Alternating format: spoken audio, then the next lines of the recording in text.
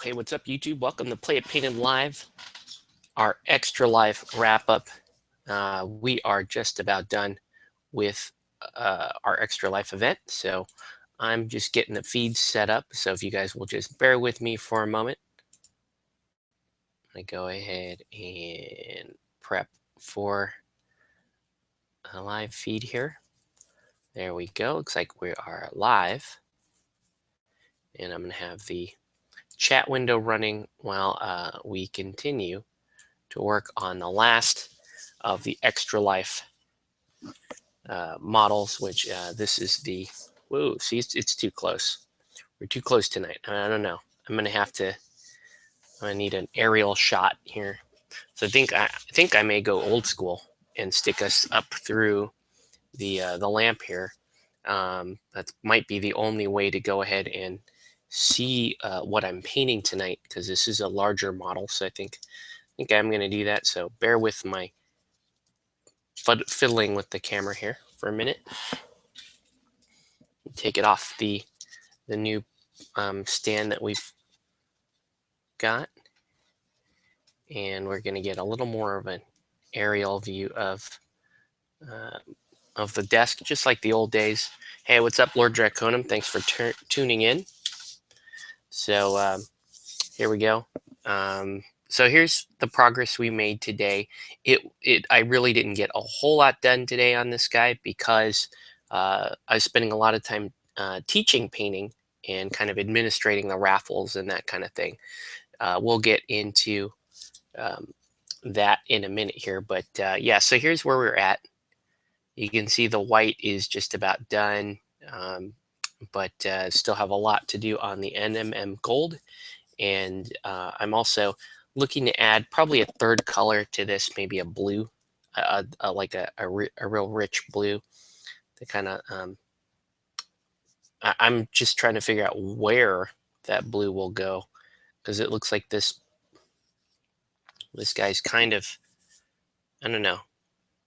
I mean, he looks great. He looks clean, but just the white and gold alone might be kind of boring. So looks nice, taking a break from painting for the night. Oh, good. Yeah, that's cool. All right. So I'm going to continue on anyway. I'm going to continue on with the base coating of the NMM gold.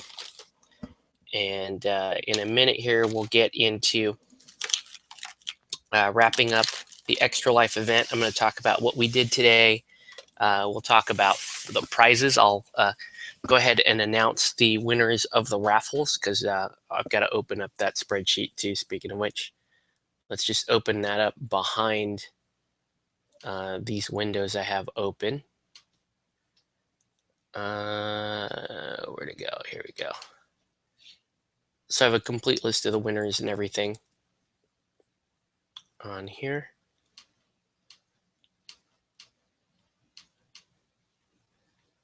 Okay, there we go.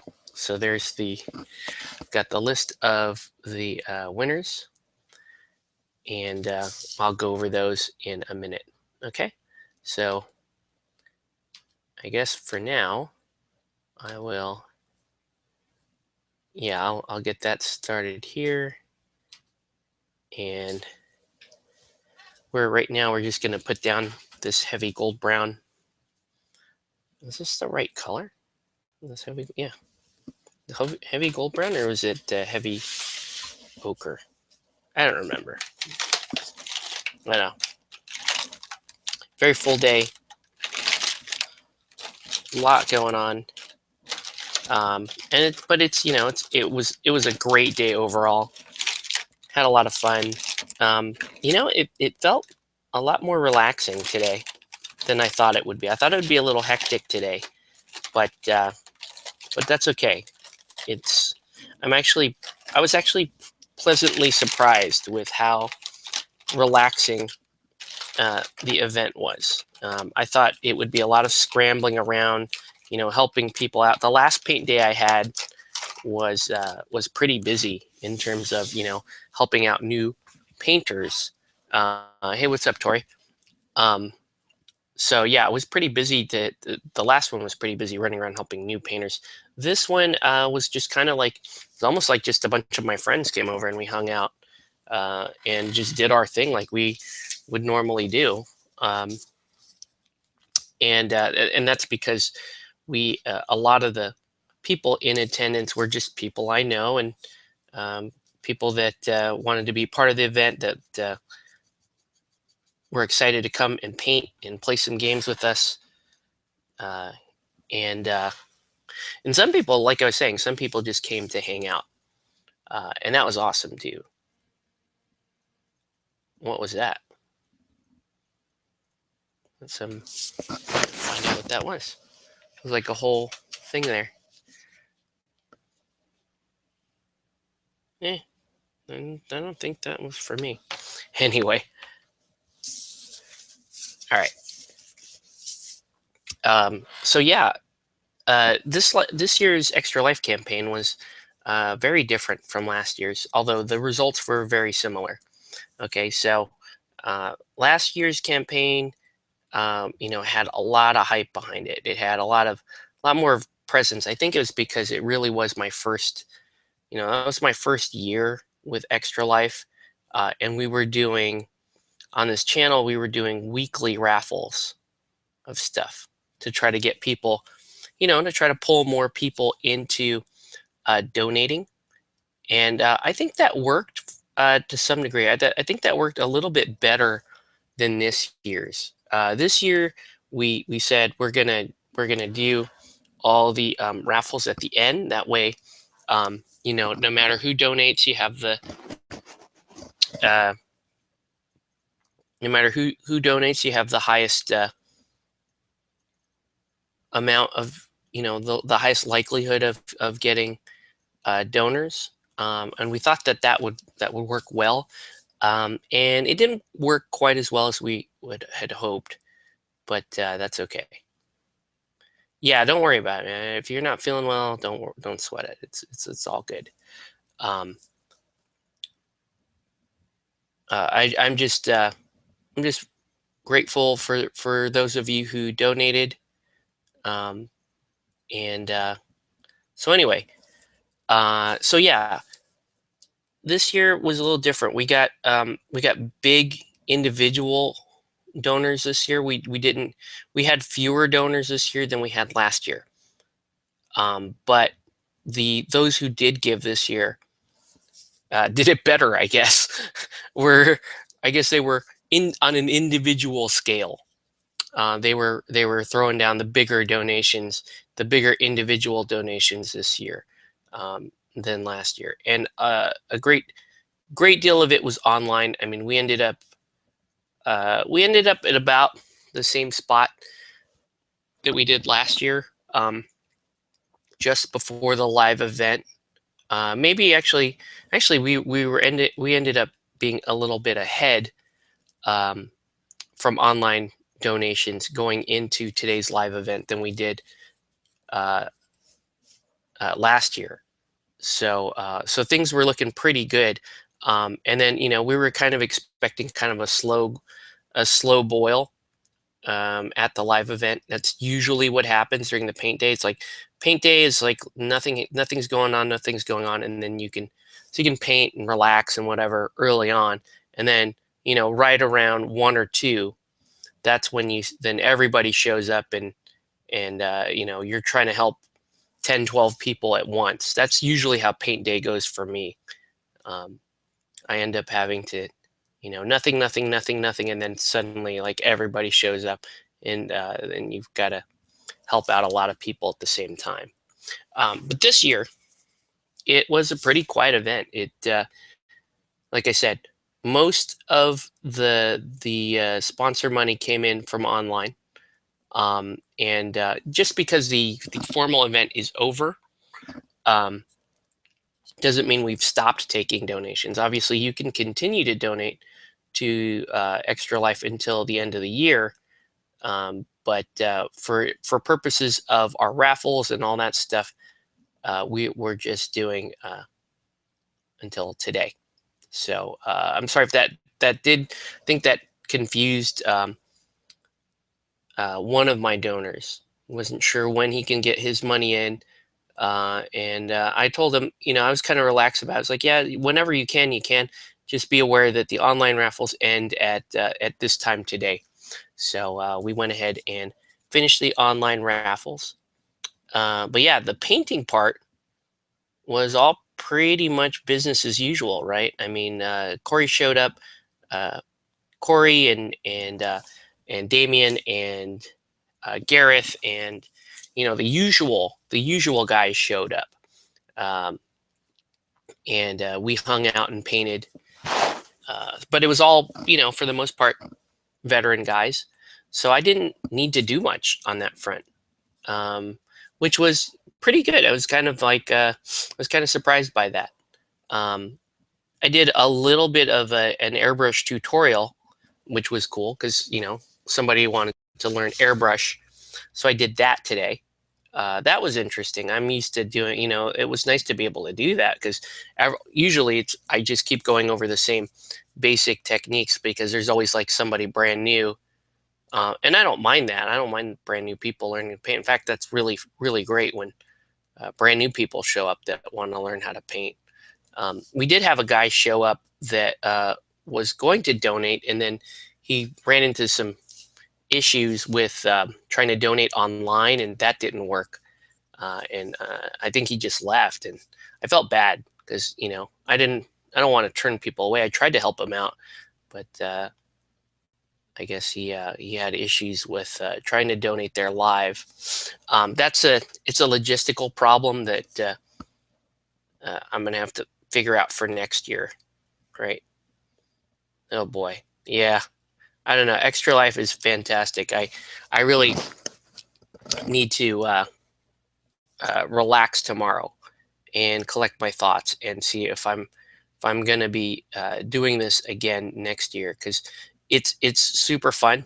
It's definitely a worthwhile cause, and I campaigned pretty hard for it, but I have to consider my family and where I might be next year, and realistically what type of time can I contribute to the fundraiser. Now, what prefer to do next year is try to actually get a team together. That was probably one of the more disappointing parts of this year's campaign was that I had some people that were going to join the team this year, and you know for whatever reason they couldn't make it. Real life commitments, that kind of stuff. It's all understandable stuff. But that was just unfortunate. I was hoping I get a little more firepower. That said, I can't complain that I actually did individually. No, no, no. I earned the same amount of money individually this year that I did last year. So it's kind of team or no team. This is realistically the types of fundraising I can put together. This is the people that um, the type of support I can get. Um, and so that's good information to have. It's good to know that that's what I can do. So anywho, let me finish this, and we'll drop a little bit of a. I'm going to drop a little bit of a glaze down. I'm going to make myself a sepia glaze, and then once the glaze is while the glaze is drying, I'm going to recap all the prizes and who won each prize, and I'll kind of explain what each prize is as we go through. That's always the exciting part. That's probably, for me, it's the best part of the campaign. Really is getting to put these raffles together and just getting excited for individual people who win stuff. Now, I had a couple horses in this race this year. Like, there were things that my sponsors had donated that I wanted, because I was like, oh, I want that. It's not something I have, and I put in a little bit of money to chase it, and um, came up empty-handed, but that's okay. I think in the large scheme of things, I'm very happy with seeing that the people who support me come home with some nice gifts, some nice swag. So it's all good. But there's some stuff that I wanted. I actually did end up with something for my son, so that was good, and I'll explain what that is. All right. So anyway, but for now, we're gonna work on this NMM gold. Okay. So I think those are all the pieces that are going to be gold. Maybe that framework there should be gold. I don't know. I don't know. Let's actually, this should also be gold. This right here on the lance. Let's do a couple of gold sections here on the lance.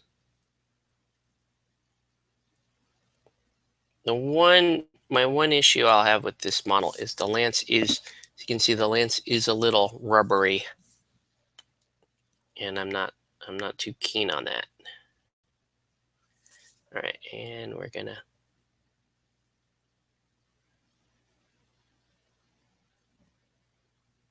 now, because we did hit our goal, we did hit the $1,000 mark. This model is officially not mine. I have to continue to paint it for the winner.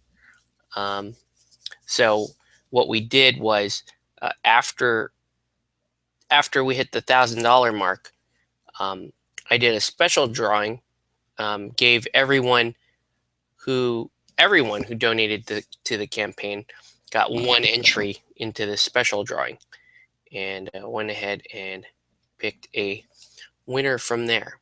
Okay, and I'm really pretty pleased with the winners overall. I'm really pretty pleased with how all the stuff turned out. Oops, okay. See, I'm talking and painting in fine detail at the same time, and I kind of screwed that up, but we can fix it nice and easy, just like that. Let's just do that.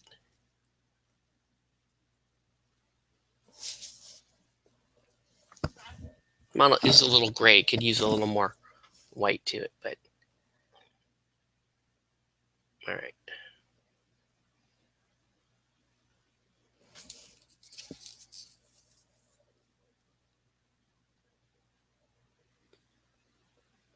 Yeah, overall though, really, really good day. Had so much fun. It felt more like, and like I said, it felt more like I was just hanging out with my friends, having a good time. And that's what's cool. I like that about Extra Life is it really is just doing what you love to do, and understanding that it's going to a worthwhile cause. And everybody who showed up today was all of that same attitude. It's like, you know what, this is great. I didn't win the auction that I wanted to win, but you know, it's good to be part of this very worthwhile cause. All right. So with that said, let me just finish a couple details in here. I need this model does need a third color, and I'm leaning heavily towards blue being that color. It's just great to have fun with what you're doing. Absolutely. Absolutely. And if I get pretty passionate about on the whole, and I please don't take this like I'm trying to grandstand or brag or anything like that. I get, ever since my son was born, yada yada, the whole children have become a huge soft spot. And they were before, but I mean, not even close to seeing little kids these days. Like seeing little kids these days, it's like if I want to see them smiling and laughing, and I just absolutely love. That's really my honestly. If you guys want to know my passion, it's not this stuff anymore. It's really just being a dad, being with my son, enjoying all the time I get with my son. Um, and really that's why I got into this charity, because it was like I think that everybody who has kids, and everybody who has kids um, deserves to the best for their kids, and kids deserve the best care that they can receive. And when kids aren't feeling well, it affects the whole family, and it's a horrible thing for kids not to be able to do the things that they want to do, with their family, with their friends, uh, that kind of thing. Um, and so the ability to help sick kids, to me, is like being able to is the ability to get those kids back in their parents' arms.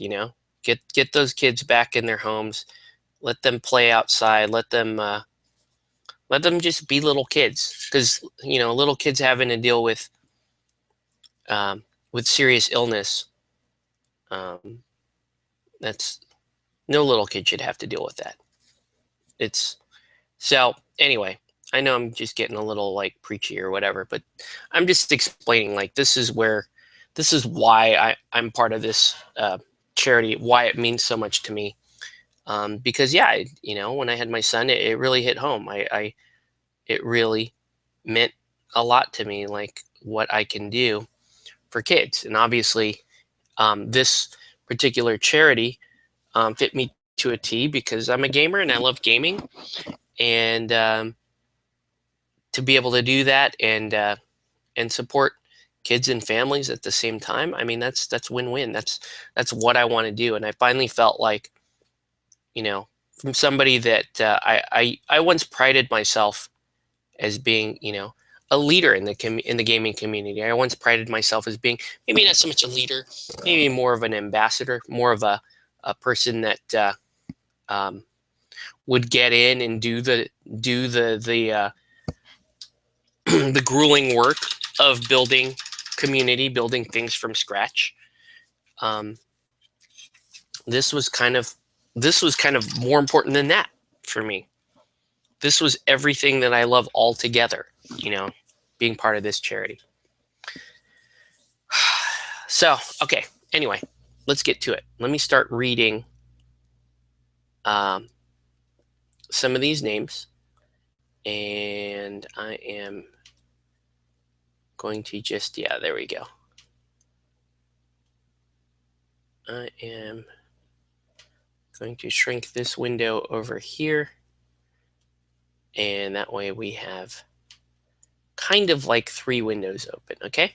Anyway, so I'm just going to read down the list of the winners, and it's a mix of local winners, online winners.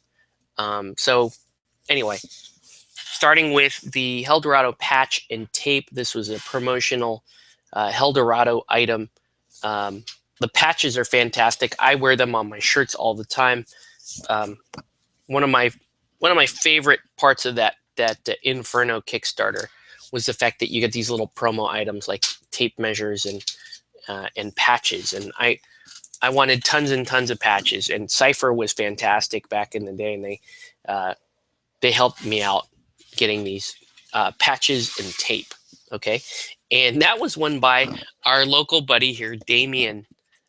So Damien, he's kind of the newest member of our group, and that was interesting that he won that. He plays pretty much every game that we'll play, but he currently doesn't have a Helldorado army yet. So you can see why we thought that was pretty funny. So anyway, Damien was the winner there.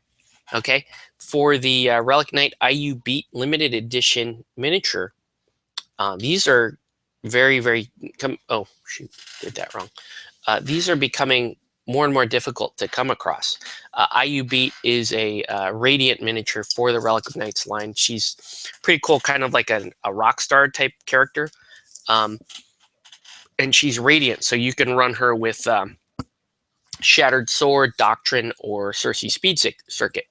Okay, and that actually went to our very own Phil Howard, which is cool.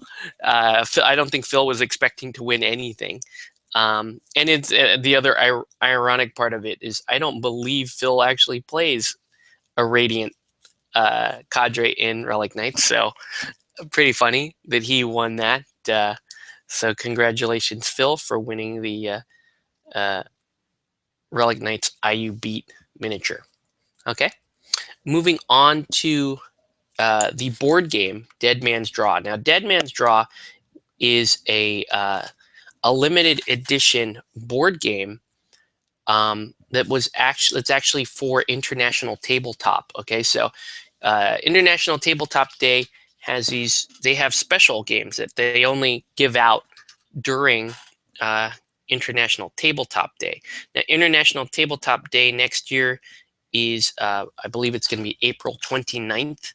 So we're going to be planning to be at Kingdom Con for International Tabletop Day, and that should be pretty cool. I know next to nothing about this game, Dead Man's Draw. It's got kind of a pirate theme to it. It's one of those pocket card games, and frankly, that's all I know about it. I don't really know anything about the game, but I actually won that game. I won this when I went to International Tabletop Day last year with my friends over at the Board of Games, and we were in Fullerton.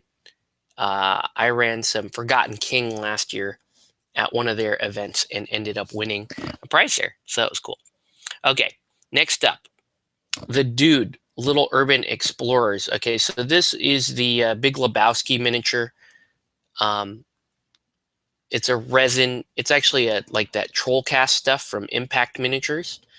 And really cool set. I painted a set of that, I believe, on this channel. And I'm going to use it for the game Thugs.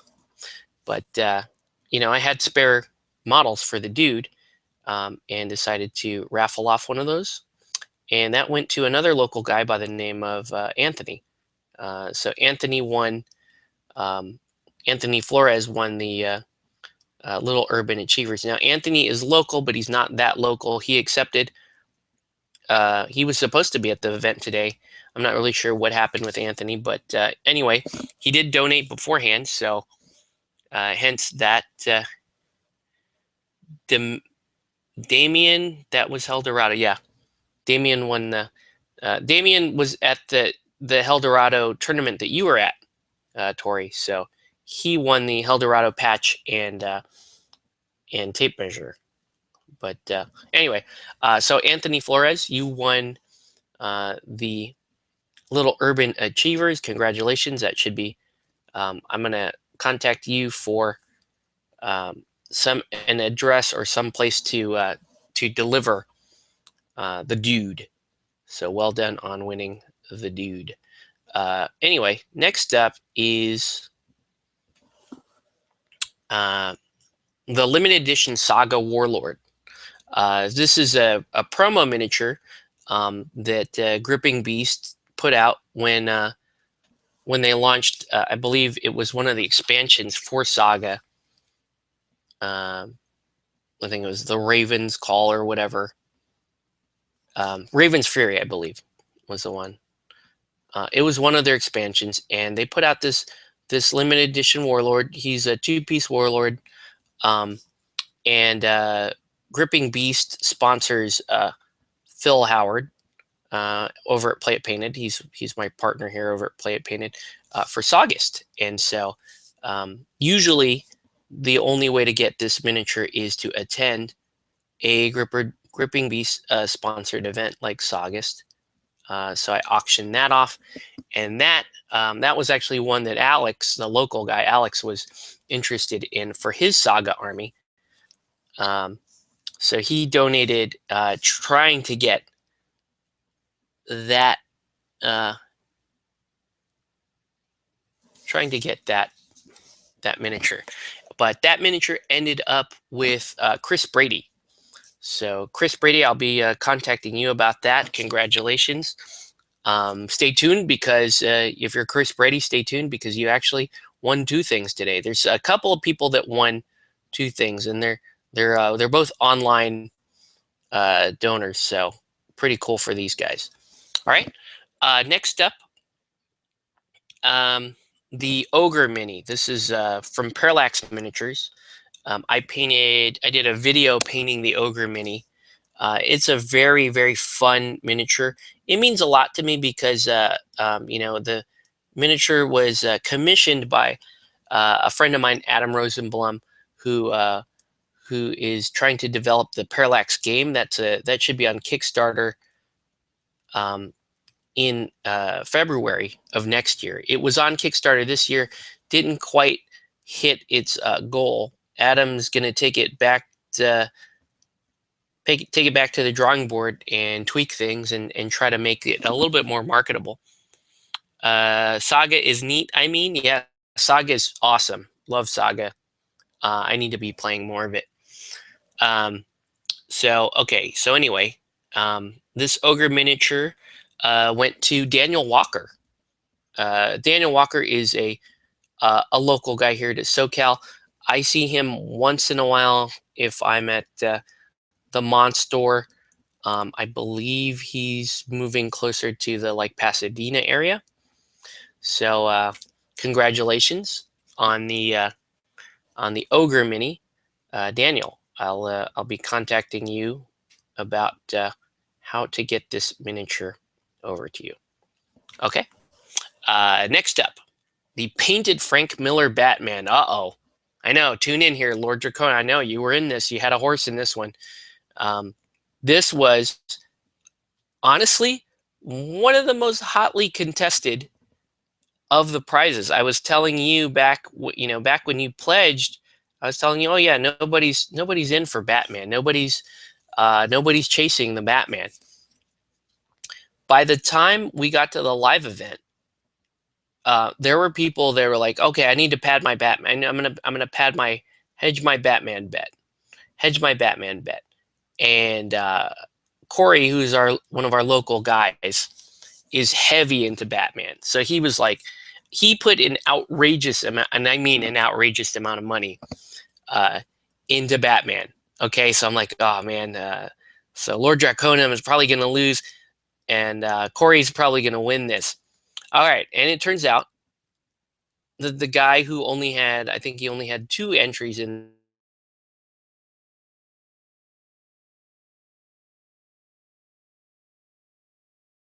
won the Frank Miller Batman. So congratulations, Courage and Honor. I'm gonna have to get this all the way over across the pond to you. But congratulations on winning. I hope it's actually a little more convenient that that he wins it. And we were kind of talking this through, like it's actually kind of a good thing that he won it. And the reason why is because he's not playing Batman, but over there in the UK, Batman is a little more readily available, and Batman has a fairly active player base over there. So I think this is going to be a good thing for Courage and Honor. And I think because he's a YouTuber too, I'm hoping that results in some more Batman content for us, because I want to see more Batman content on YouTube. I would love to put up some myself. In fact, that might be the plan. I need to buckle down and make a video that isn't a live feed, or I need to. Well, no. Full disclosure, I need to be okay editing a video because I'm super lazy, as you guys may know, and I don't like editing videos. I don't mind making them. I just don't want to edit them. So anyway, congratulations, Tom from Courage and Honor. I will be contacting you shortly for your Frank Miller Batman miniature. And if you don't want it, I know Lord Draconium and Corey had a lot, and I mean a lot of entries, especially Corey for this particular raffle. All right, moving on. We get to the other Knight miniature that was part of the online raffle, and this is the painted Iron Man miniature. Okay, did not expect this one to see followers, but once again, Corey,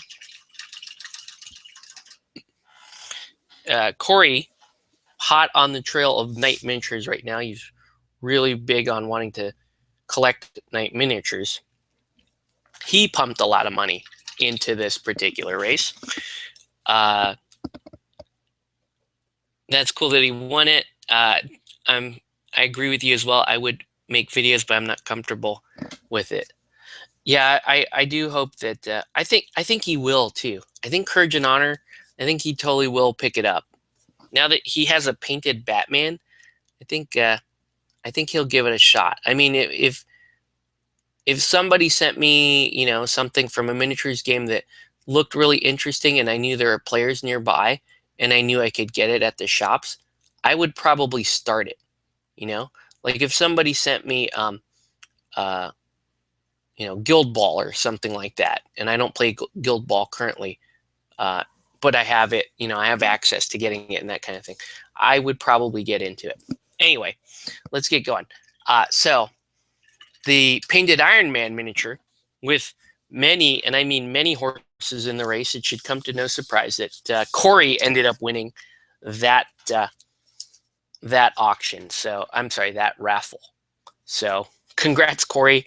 Yes, he padded both of the Knight miniatures raffles and ended up walking away with the Iron Man. He was pretty happy, seemed pretty happy about that.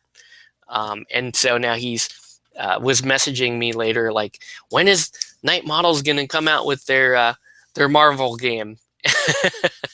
So he is already kind of hot on the trail there now that he has a Iron Man miniature ready to go.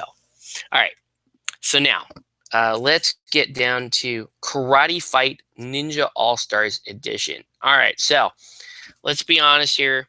Gamers don't really think much of the Karate Fight game. Karate Fight is a game made by Ninja Division.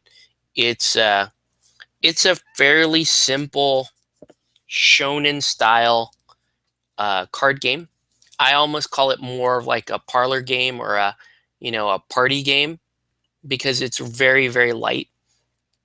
It's you play a round of Karate Fight's like 5 minutes, so you don't. Bottom line, it's not really a serious game, and that with the fact that it's a shonen style anime game, so there's a lot of panty shot, a lot of like for those of you who are familiar with anime, it's like in the same spirit of like Ikitosen or Vampire, what's it called, Rosario Vampire. It's kind of along that style, so it's not for everyone. It's more of an adult themed game. But here's the thing.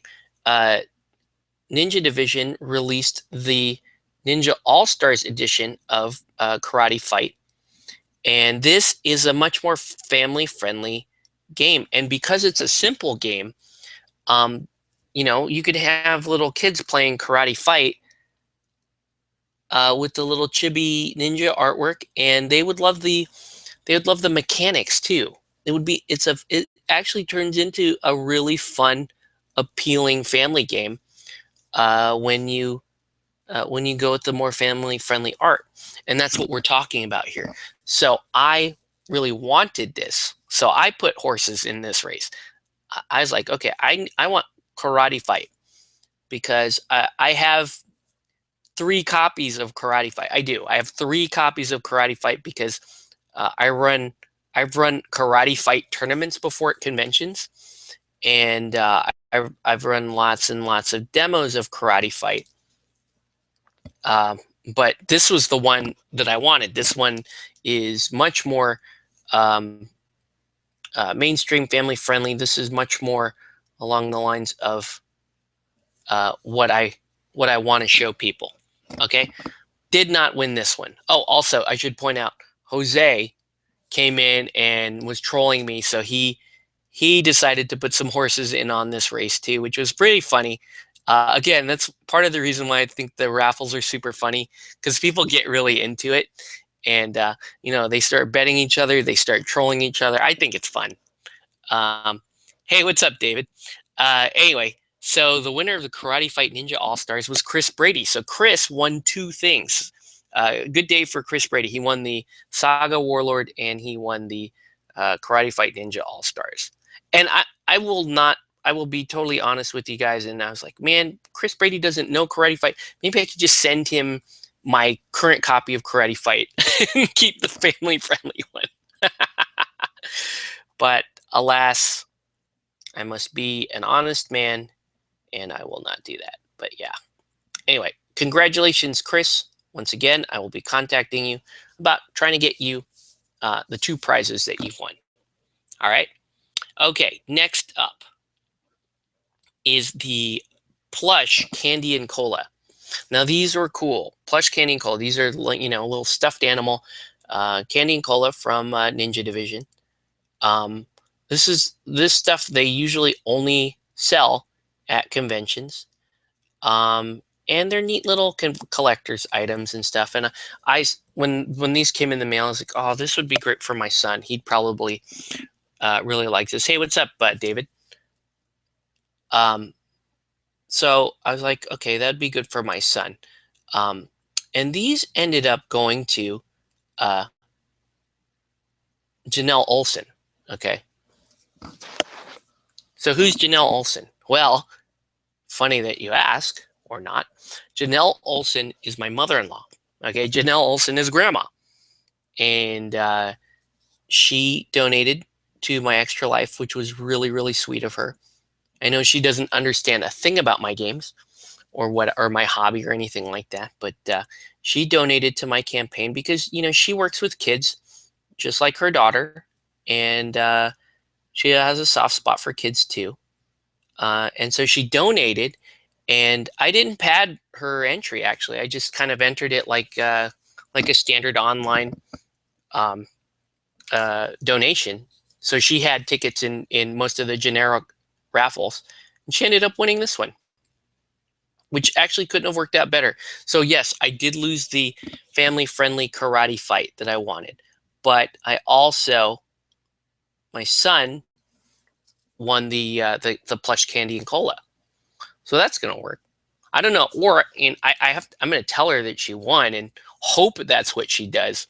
But she could also be like, no, I want it. I don't know. Maybe she wants it. You never know. Maybe my son doesn't want it.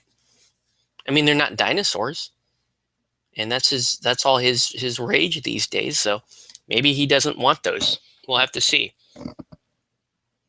All right. So, anyways, most of the auctions are done.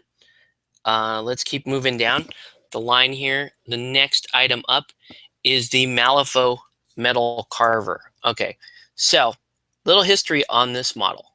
The Carver, back in the day, back in Malifaux 1.5, the Carver, I'm going to explain this history here because actually most Malifaux players these days don't even know this about the Carver. All right, so the Carver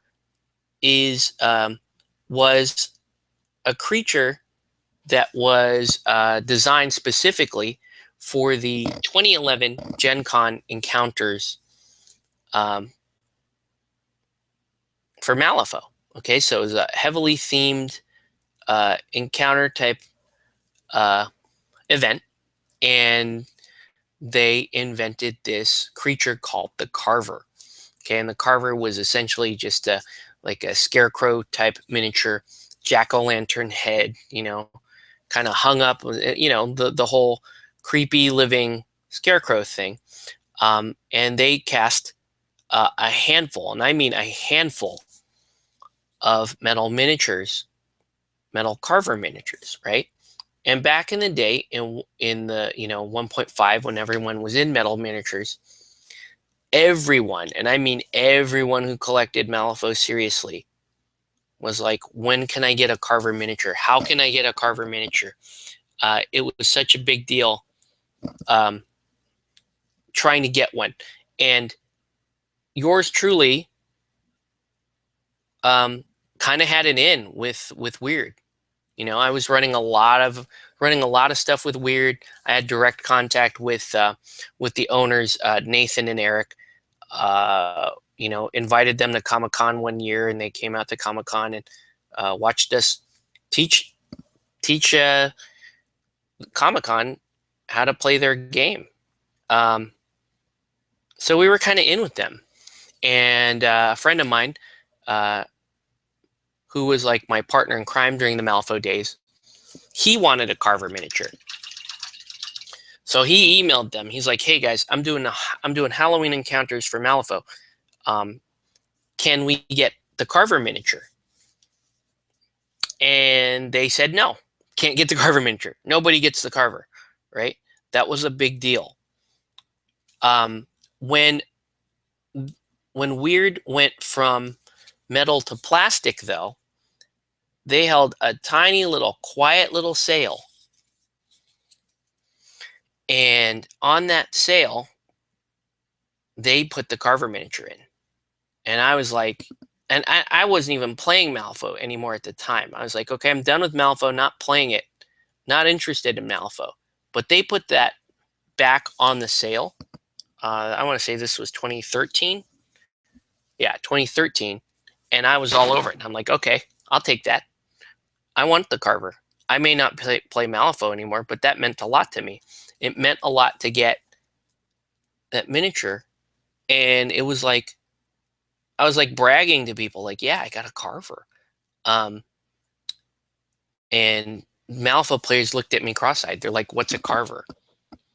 You know, so I'm like, dude, what's a carver? Come on, guys. And I got heavily nerded out at that point, because I'm like, how do you not know?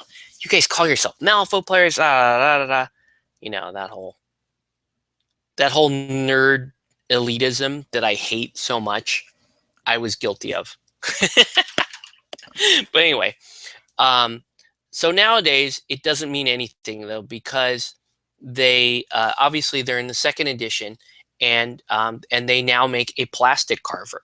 So you can go to the store and go get yourself a plastic carver and end up with a better sculpt, but you don't have a metal carver. So I put the metal carver in the raffle this year, like I did last year, because yeah, I had two of them. So put them in this year, and the winner of that auction is Lord Draconum, right? So that's right, Lord Draconum. He's watching right now. You won the metal carver. In fact, let me go get it and let me show it up. Oh, Lord 17C. This is the yet to be released Castellan from Relic Knights. Isn't that beauty? Isn't that beautiful? Love it. Love it. All right. So let me hold on one second, guys.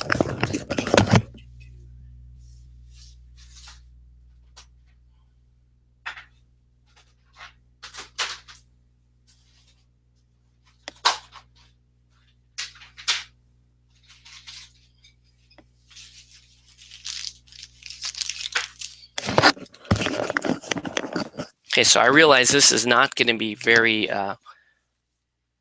exciting in the modern world of miniatures, but for you hardcore nerds, here's the metal carver.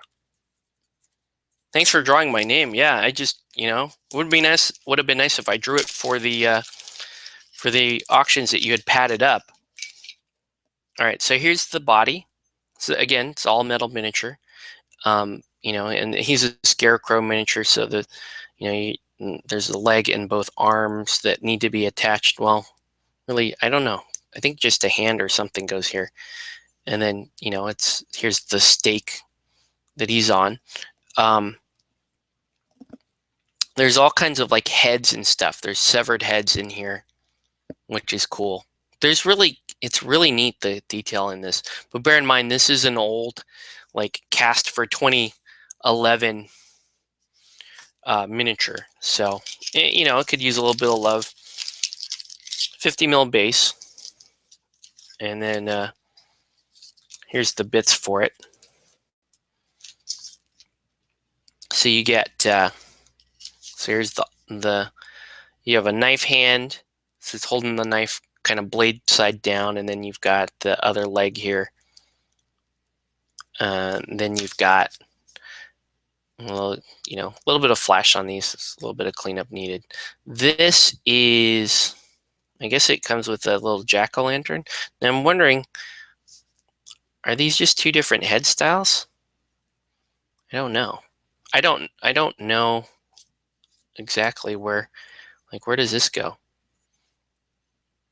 Does that, could you do that like a hooded head? It looks like you could. I guess it looks like you have an option for heads. Like you could do that head, or you could do the jack-o'-lantern head. I'm sure the jack-o'-lantern head looks far more interesting. So yeah, I think it is two different heads. But anyway, that's the miniature. I don't know. I think it's pretty cool.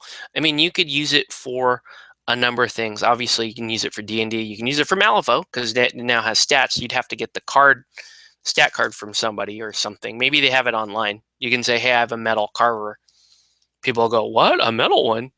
And you can be like, see, you guys don't even know. But yeah, you have a metal carver. They might, you can get a stat card for somebody, or just get somebody to post their stat card. So yeah, that's the miniature. It's not much to look at on the surface, but yeah, that's what it is. And yeah, believe it or not, like, talk to an old school like Malifaux 1.5 player and go, yeah, I got a metal carver. They were like, whoa, where did you get a metal carver? That's probably what they'll ask you, because you're cool like that. So congratulations for winning that raffle, and I'll be contacting you soon for a shipping address so that I can pop that into the mail for you. Alrighty, so anyways, let's continue down the line with,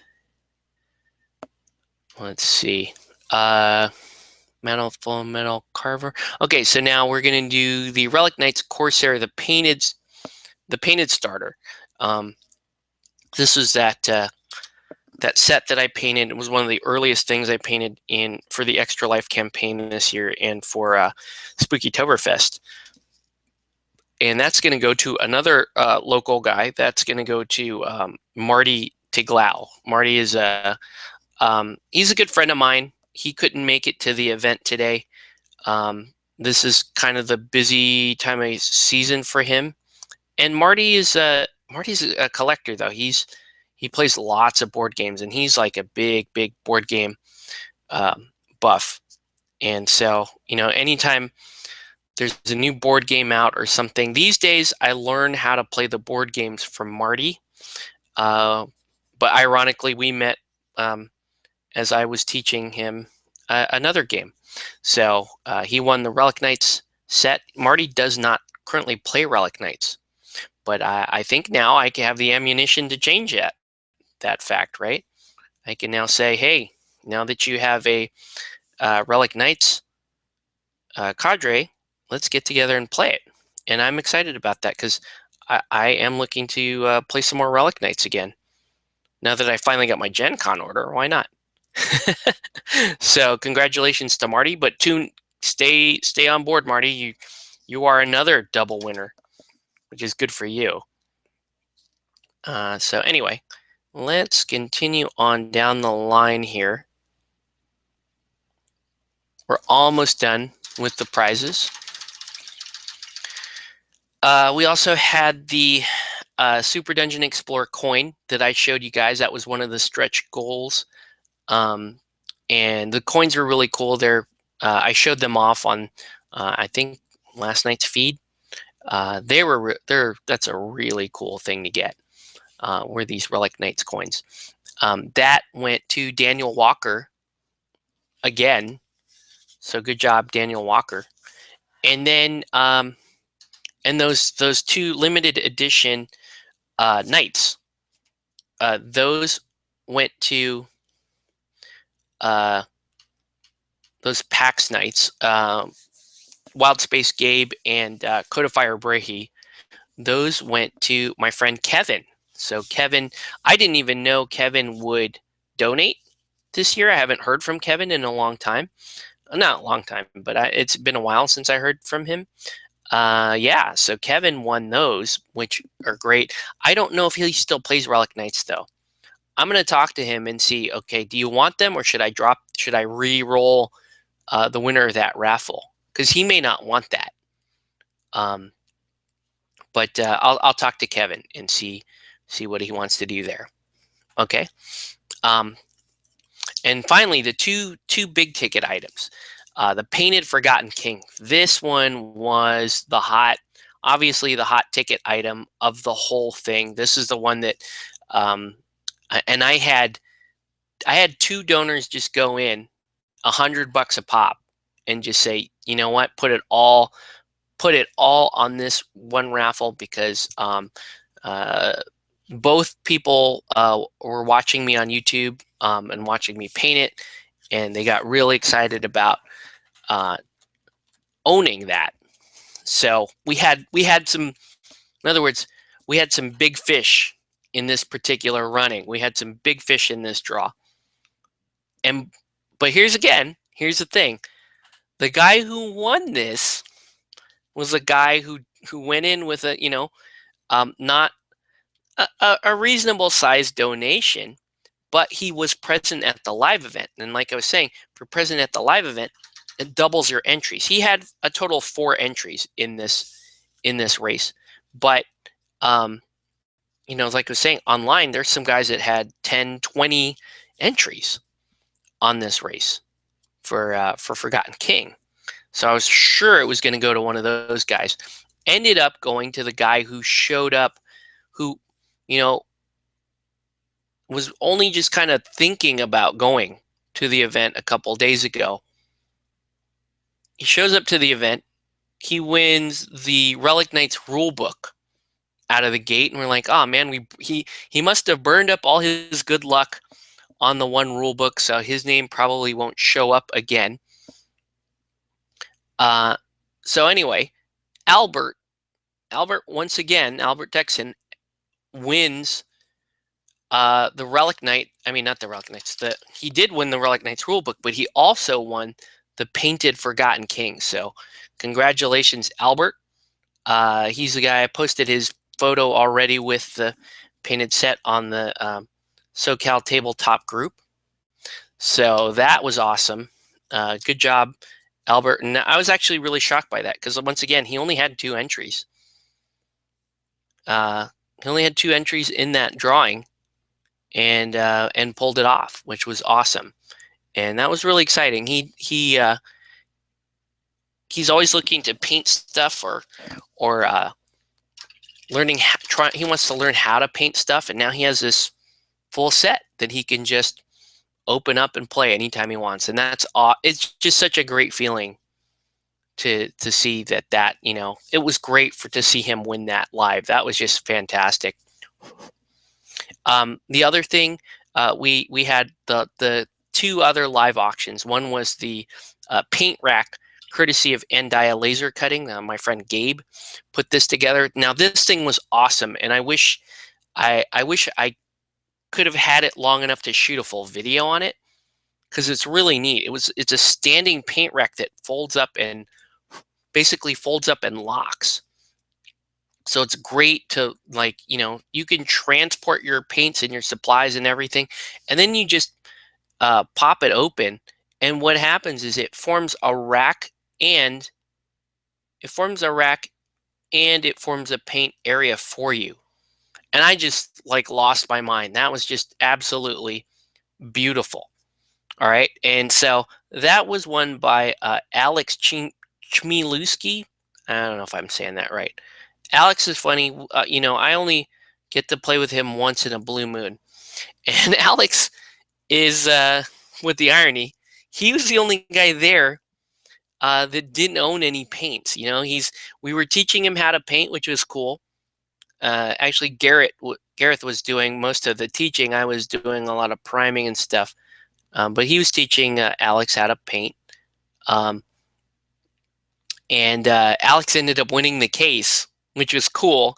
But then Alex was like, it was really kind of cool because he was like, yeah, but my friend Gareth is the guy that really, he's the one that paints and teaches us how to paint. So he gave it to Gareth, which I thought was fantastic. Gareth is a great guy. He's also, he's on our team here at Play It Painted, and he teaches people how to paint and play just like I do. And he was at the event mostly to help out. So hey, that couldn't have worked out better either. So yeah, so there's that, right? Lord Draconum, it's actually, if you look at, I think I posted some final pics on the Play It Painted Facebook page. You can see some final pics of it, but it's awesome. Gabe says he's working on, that was the prototype, so he's working on new versions of it, and he's going to send over a new version for me to look at, and I'll plug him again and just kind of show it off as soon as that's available. All right. So all of that happened, and sure enough, like we were pushing 900, like people were watching me paint this thing. Okay. People were watching me paint this thing, and this thing was the stretch goal. It's like, okay, if I hit $1,000, this guy gets raffled off, right?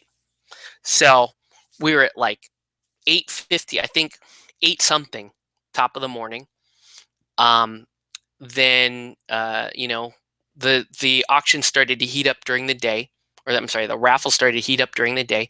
We ended up we were at like 900. At one point in the day, we were at 940, and I'm painting this thing and going, I get to keep it. I get to keep the Castellan, and he's awesome. And the guys there like looking at the Castellan like, no, man, I want that Castellan. I want that Castellan.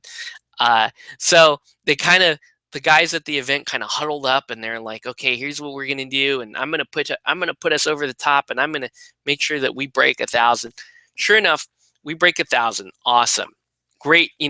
First of all, thank everybody. Thank you guys for pushing us into the stretch goal. That wasn't our original. I pushed us further towards the stretch goal this year when we hit the original goal. So that was good stuff. But yeah, we did it. We made it into the stretch goal, and so then what I did was, once we hit $1,000, I gave everybody who can't speak English right now. Everybody that was involved in Extra Life in this particular campaign, everybody got an entry. Okay. And just did a single draw.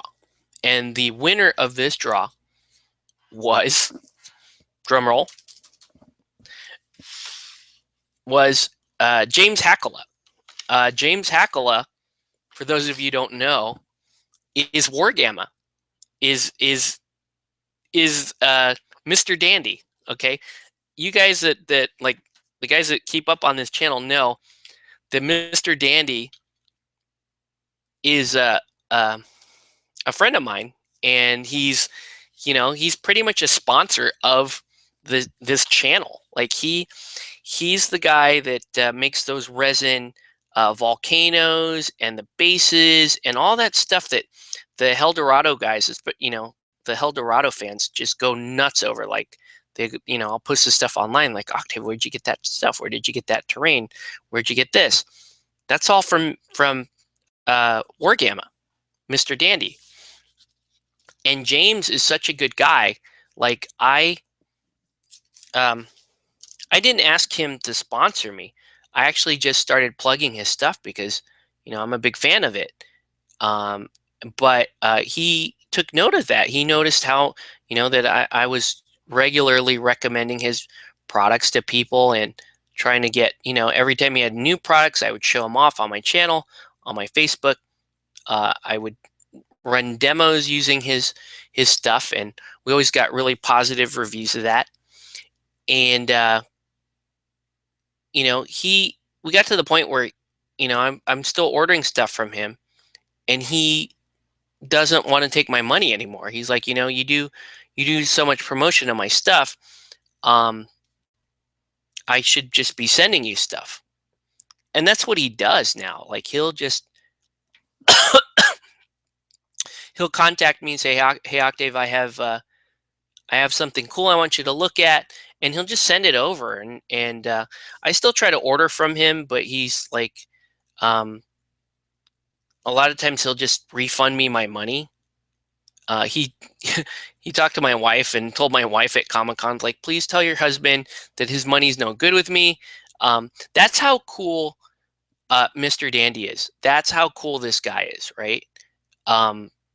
He, if you go to his website, you can see the little painted banner on there. He's like he's a huge supporter of me. But I point out I'm a very, very huge supporter and fan of his. Anyway, not only did he donate 10 pounds, I mean 10 pounds of cast resin material for our paint and take and for our event today, for raffles and that kind of stuff.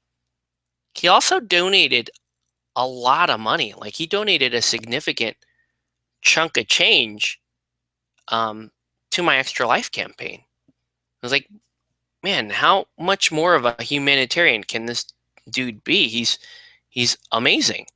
Yeah, he was the name that we drew when we auction off the Castellan. And it was interesting too. It'll be interesting to see what he like, because he casts resin models and stuff. I'll be interested to see if like what he wants to do with this. I mean, my gut feeling is that he'll keep it because it's a fun, it's part of the fun of donating. But I don't know. I mean, this guy's like a saint. He may decide that he may have me re-roll it. And so we were talking about this at the event, and everyone's like, "Oh yeah, Dandy, he's such a good guy. Why he'll make you re-roll it, Octave, re-roll it and get my name, That was that's what people were saying. Oh, I'll take it. If he doesn't want it, I'll take it. So what we did was we actually did re-roll a backup, but then I was like, no, we're throwing it out. If you guys want the honest truth, because I did you can call bullshit on this too if you want, because it's funny. Because we entered every single person that donated in the campaign for one entry, the first draw was my own name. So then we re-rolled it from there. So I was like, well, technically it goes back to me because I rolled myself. But no. But yeah, the guys there were saying, no, it doesn't go back to you. Don't worry about it. It's not going to you. The web page for the terrain. Oh, go to www.wargamma.com. Wargamma is one word, WARGAMMA. Go to wargamma.com. He makes some fantastic terrain. I mean, beautiful stuff for which is great for 40K. It also turns out is fantastic for Helldorado, particularly like the lava volcano set, the some of like the basing that he uses that are like, scarred and stitched flesh are amazing for Helldorado.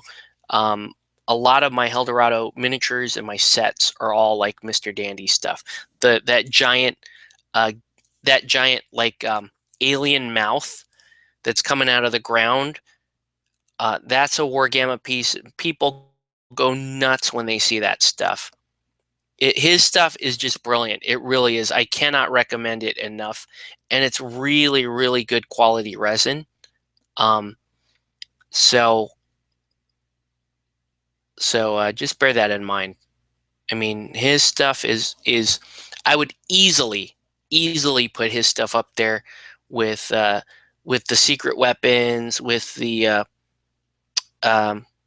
Micro Art Studios, with all of the bigger names in resin casting and resin basing. I'd put Wargamma in with.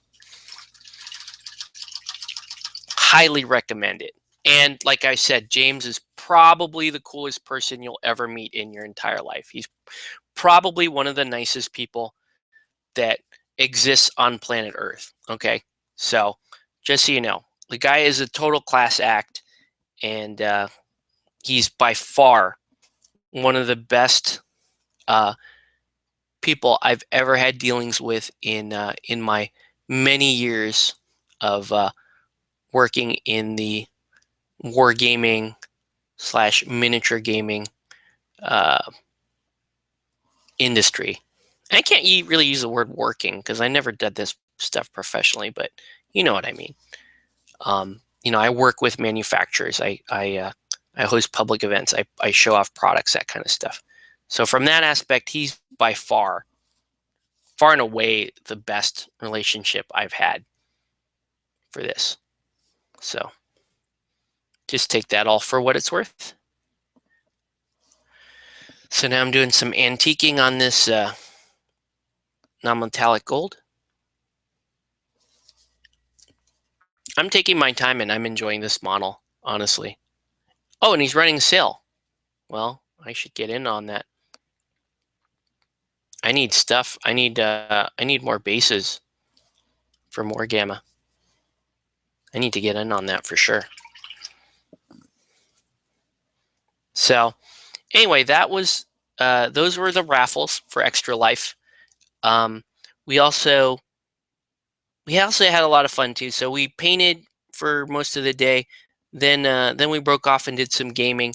Corey and Mark got in some more Batman, and I taught Damien how to play Tentacle Bento, which is one of my favorites. So we did that, and really the rest of the time was just hanging out, having a good time. And then I came home in time to hang out with my wife and my little boy for a little bit, and then I grabbed all the stuff in my car and came inside and flipped the camera on, and here we are, guys. So that's pretty much where I'm at with Extra Life. I mean, been another great year. Always very, very happy to be part of this charity. Next year, I'm hoping next year, if I participate, I want to be part of a team. Like I don't need to lead the team. I will see who will sponsor me. I probably won't set big targets anymore because I kind of want to be part of. It might be a little more meaningful for me if I'm part of a larger effort, and if and if we focus in on more gaming. I'd be happy to stream painting or something.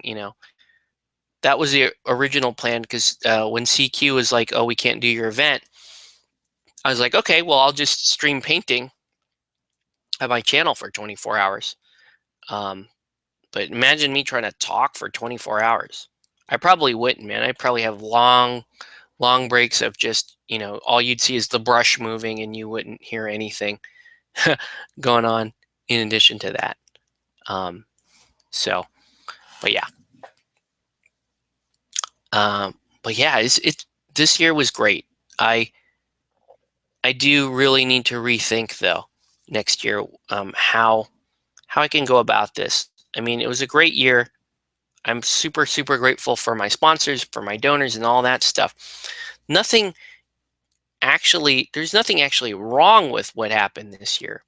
It's just I feel like there was a lot of there was a lot of there's a lot of work, a lot of effort, but I almost would have rather have um, just been as part of a team and you know did the gaming marathon thing. Gaming marathon this year not feasible because my wife and my son, I want to get back to them, but I still like daydream. Maybe next year I can be part of a crew that's going to do a 24-hour Twitch stream or something. I think that's what I missed. Last year was cool. We had Jillian and John Bartley and some other folks that were running smaller campaigns as part of the Play It Painted team, and I was hoping to get more of the PIP team involved on the fundraising site. But I understand why everybody was busy, and it was they wanted to partake because being part of the raffles is super fun. I hope next year if I do it, I'll do. Hope next year if I do it, I can still do raffles. I'll try to tighten them up a little bit. I'm trying to figure out what works to help people donate versus what doesn't. Stretch goals I think helped, but what didn't help this year was I should have run weekly raffles. Like for the amount of money I was trying to raise, which we did, we were successful, but it seemed like the previous year with the weekly raffles was good in terms of keeping people's interest, keeping the hype train running. I think last year we were a little more successful with the weekly raffles. That said, though, like it was great. It was a great year. Let's see. I would like to do a gaming. Well, let's see. Woo, Extra Life Wargamma. Okay, I'd like to do a gaming marathon. That would be neat. See, yeah, I'd love to do a great gaming marathon. Love it. I would love to do a gaming marathon where we do miniatures games and we actually teach live on the streams. Like, here's this game, and so is going to teach us how to play it, and then and we take turns, and somebody gets on and they teach you how to play this game. Then another person gets on and they teach how to play this game, and then they teach you how to play, and then we see a live game played. I think that would be amazing. But yeah, let's see. That'd be neat, a teaching game. Just have to figure out game. I know Batman and Pulp City. Nice. I would play. Man, I would try to play 12 games during Extra Life. Now, 12 games doesn't sound like much, but 12 miniature games, and you're looking at 2 hours per game. That sounds about right. You do 12 games, and I do 12 different skirmish games. I was just going through this exercise with Phil the other day. I was like, what miniatures games could we be playing? And we had like 12 games that we already know and play. So I was like, okay, you could do that. We could do Saga. We could do Anima Tactics. We could do Helldorado. We could do Relic Knights, Batman, Wrath of Kings. We could do Zombicide. We could do Super Dungeon Explorer. There are 12 games is easy peasy for us. We know 12 games. We easily know 12 games. Like I know 12 games right now. It wouldn't be a hard thing, but yeah. So I don't know. That's what I'd like for next year. I don't know if that's going to happen because that would require somebody else locally to really pick it up and say, okay, Octave, we're gonna, I want to spearhead this endeavor, and I would have to be like, okay, this is somebody I trust or whatever, and I will join their cause. I would still play for the same hospital. I'll still play for Chalk because that's my hospital. That's where if something ever happens to my child, I'll probably end up taking him there.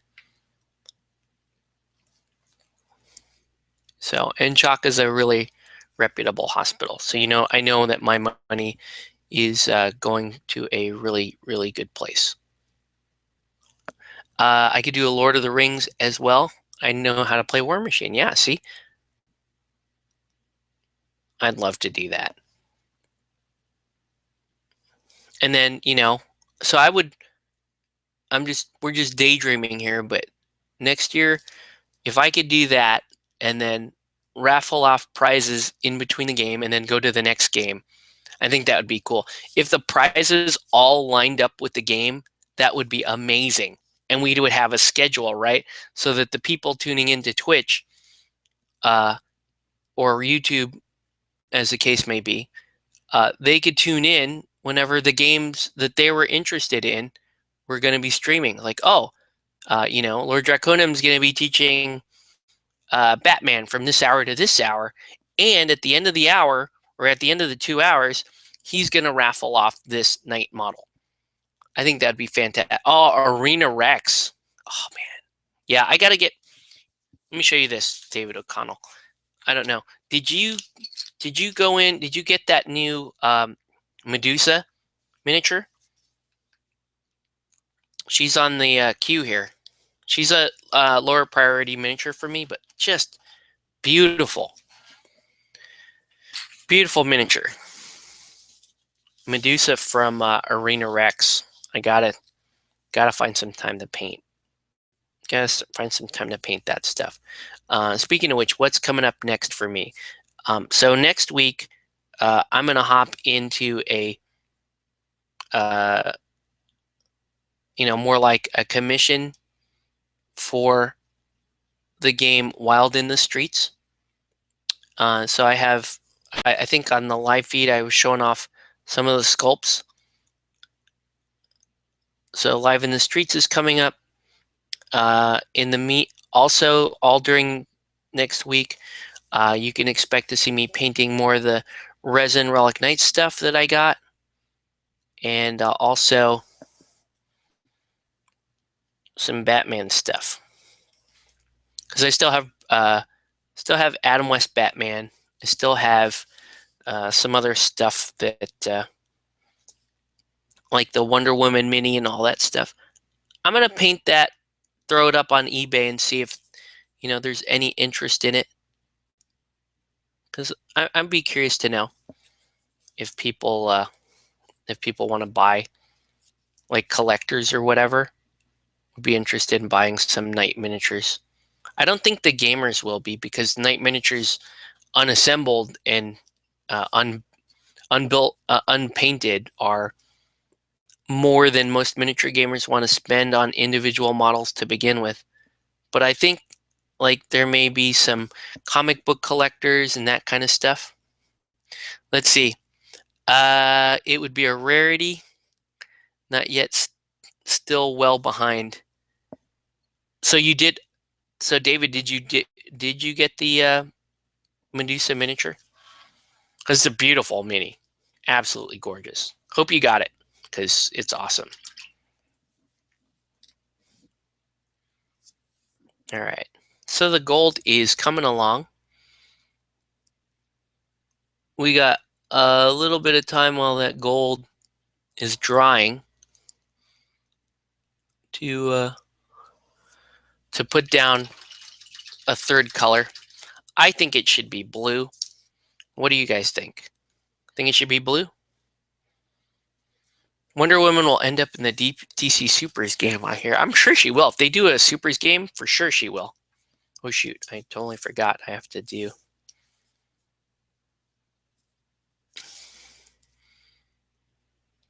Whoa.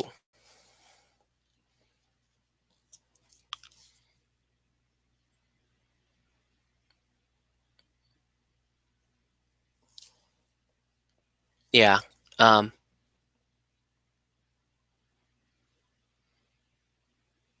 yeah, I was looking forward to painting Wonder Woman anyway. So I will enjoy painting her and then raffling her off. Okay. I think it should be blue. Postage is a killer for Australia. Got the sister in the Kickstarter, though. Nice. All right, so here we go. Make sure that I got all the shading on this umber glaze that I'm using for the gold here. Make sure I got it where I want it. Yeah, looks about right. Okay, now let's do some blue. We'll get Medusa eventually for the Gorgon team. Still have a lot to paint with the Kickstarter. Yeah, I went in pretty big on the Kickstarter and painted everything. They had the thing with Kahota that you couldn't get her. And so they gave me the store credit. I used the store credit to get Medusa. Okay, that's way too dark, that Imperial Blue. So I'm going to go with a medium blue. And we're just going to, I'm going to pick some spots to go medium blue. And you guys tell me if you think I need to be putting this in other places. All right. But yeah, I don't know. I think he's looking pretty cool so far. What do you guys think? He's looking pretty cool so far. Those gloves probably need to be black. His hands here, they probably need to be more of a black gray. And then on the face, I'll probably do a little black gray on the face too. All right, so.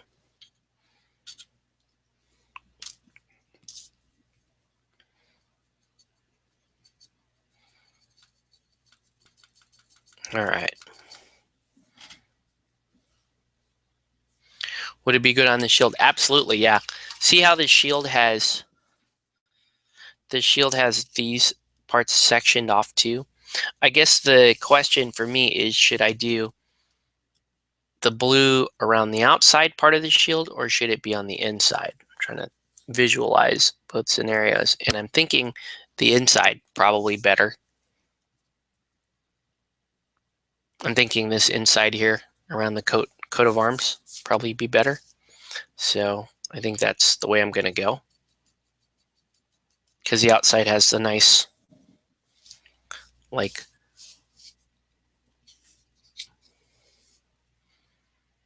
the one downside to doing the inside with the coat of arms is I now have to very carefully paint this part. And you can see I just screwed up.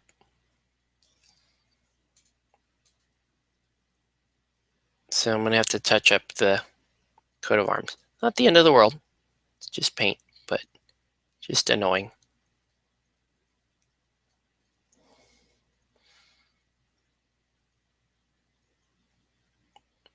It does, however, allow the coat of arms to kind of pop a little bit better.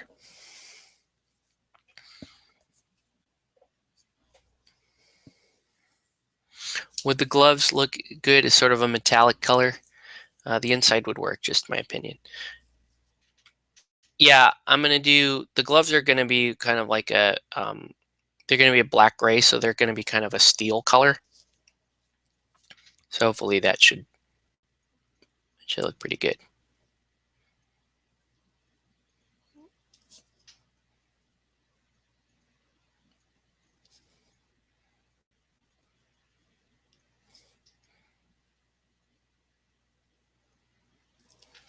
There we go.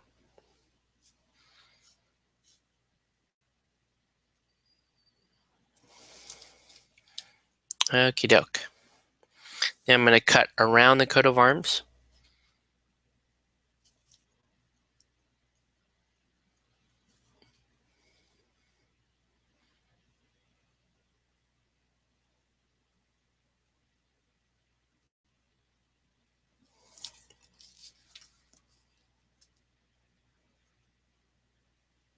Yeah, I think the blue on the inside was a good call.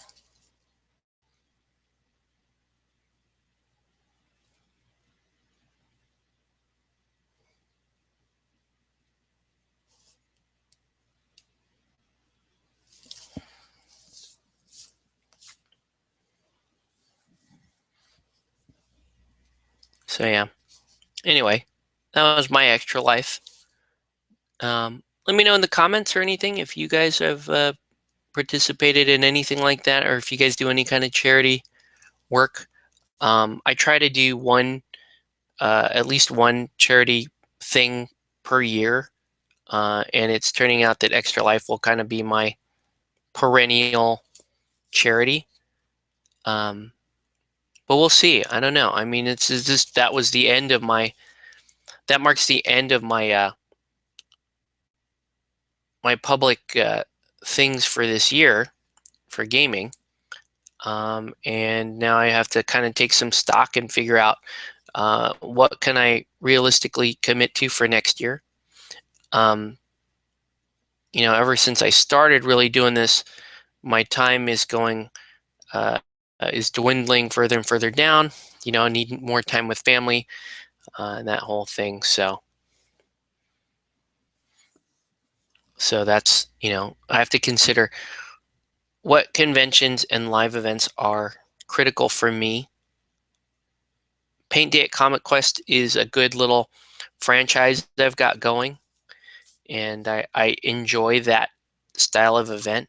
So I will most likely continue on with the paint days. Other things locally I am interested in doing is I want to put Relic Knights back on the map, because yes, that is still one of my favorite games around. So I would still like to keep them on the map.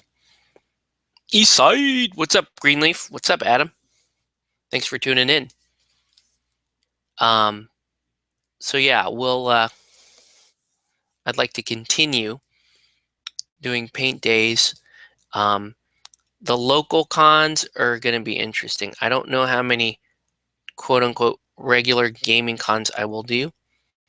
Or actually, let me specify. I don't know how many cons I'll be able to do next year. You know, um, if my wife and I decide to have another kid, that would obviously be a huge factor in all this.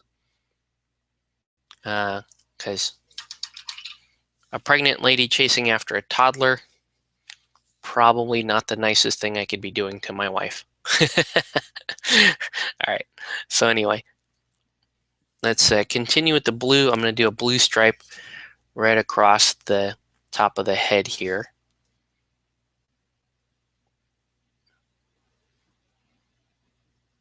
Make this look more. He does look a little more, with this color scheme now, especially, he's looking more and more like a Gundam.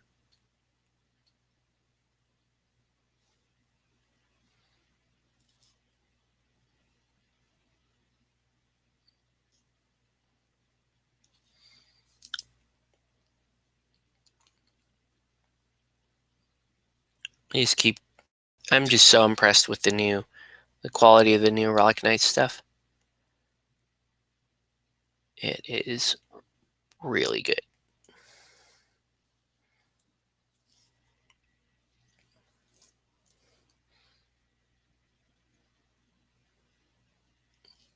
Okay. So now he's got that. There's a little east side, west side going on in the chat.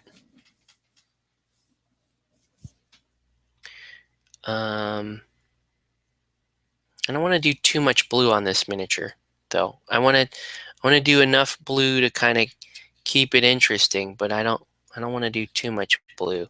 So probably here should also be blue. Just these fins, I guess. So I'll just do the top fin. Just to, I'm just going for like enough blue accent to just kind of break up. Are the vents going to be light blue? The vents are kind of light blue back here. I'm going to come back and hit this with a black gray and make those look black.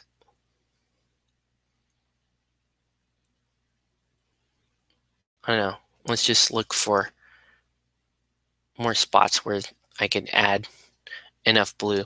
But the main thing is, like, I don't want to add so much blue that it actually detracts from the amount of attention I put into the white, if that makes sense to you.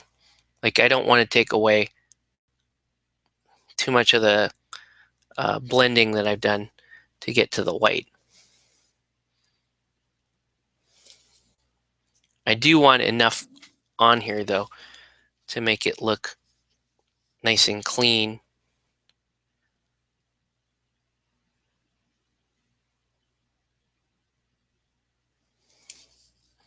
There you go. I wonder, I guess I can do this part here. There we go.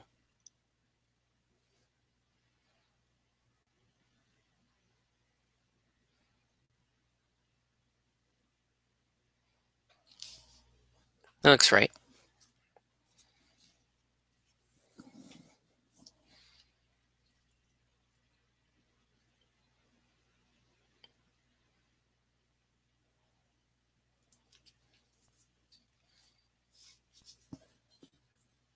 Planning on using a wash? I don't know.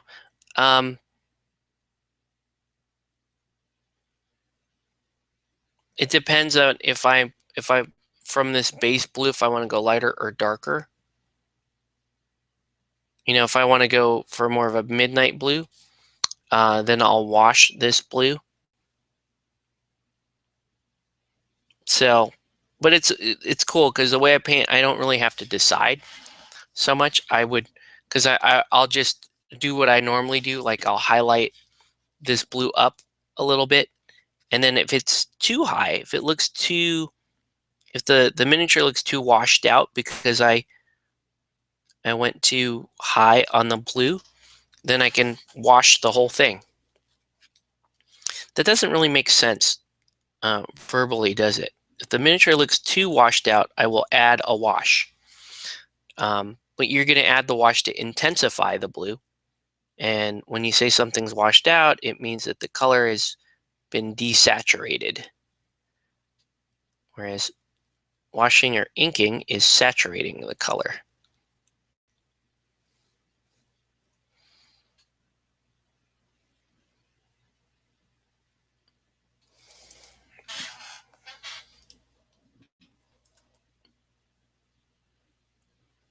That said, what a cool looking miniature.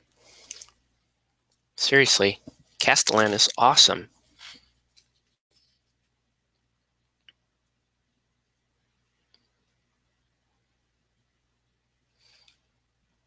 I hope that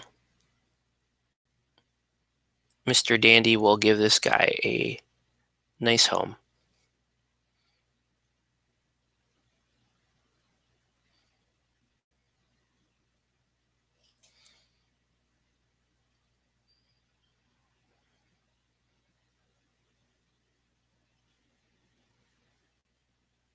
Well, it's really cool that he won the stretch goal. He deserved it. All right. He makes me want to get some miniatures like that. Yeah, like Gunpla. I need some blue. I need a little blue accent here on the chest, so I'm gonna do these little side vents blue.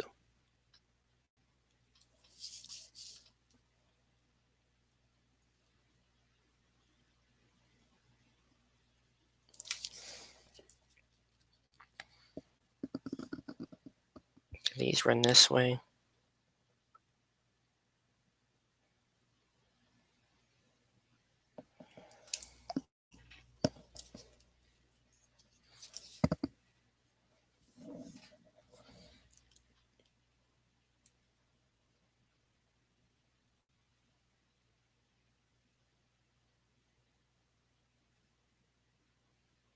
Yeah.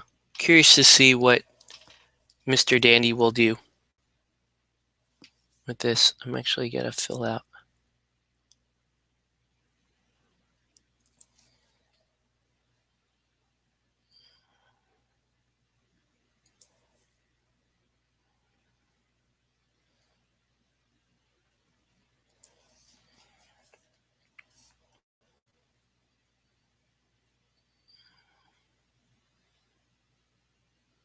Lots of weird angles on this miniature to try to get into, like crevices and stuff.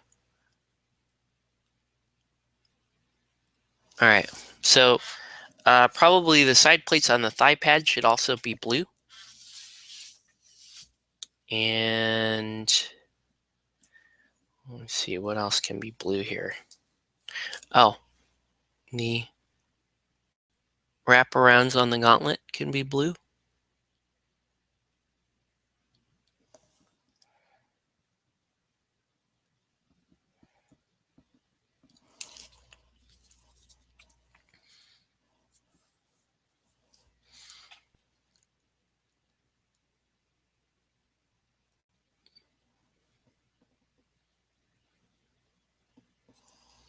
If I really was going to go Gunpla, I could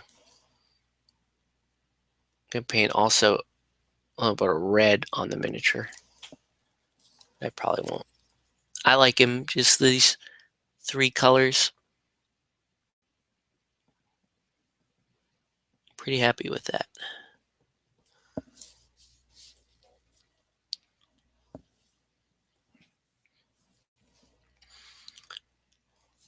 Man, trying to find the right angle to fit your fingers into, though, to paint. You know, all the detail on the gloves and stuff. When it's holding a giant lance, that can get tricky. A giant lance and a giant shield. Look at that, I have an area down here to provide lots of shadow.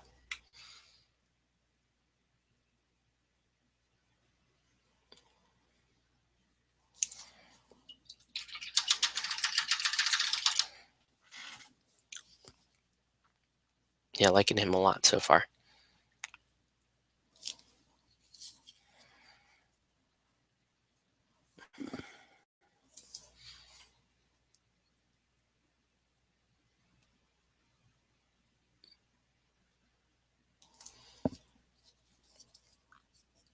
Okay. Let's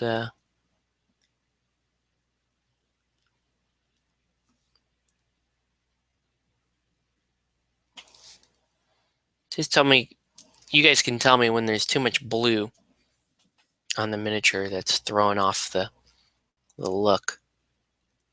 I think right now we're still pretty good.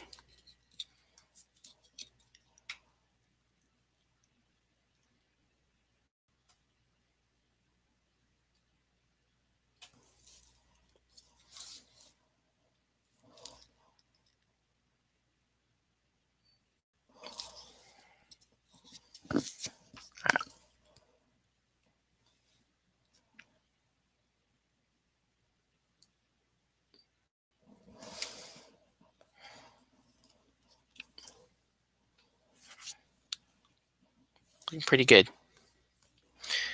So yeah, let us know what you're working on, and you know what games you're playing or interested in playing. That's always a constant struggle for me, trying to keep the number of games I play in check. And I haven't been very good at it because I like playing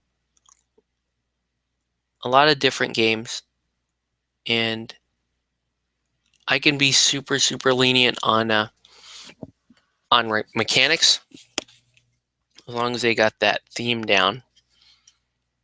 As long as they get the theme of the game down, and I feel like, you know, how somebody describes the game when they're using the 20 words or less and they're describing the game.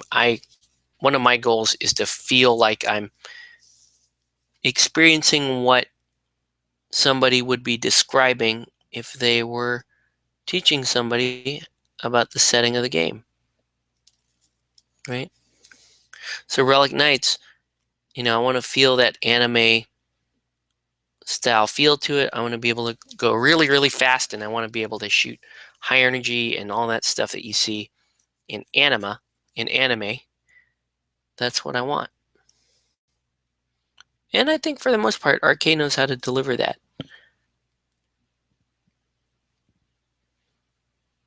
real fast-paced anime style games where heroes last a long time, nameless people blow up immediately.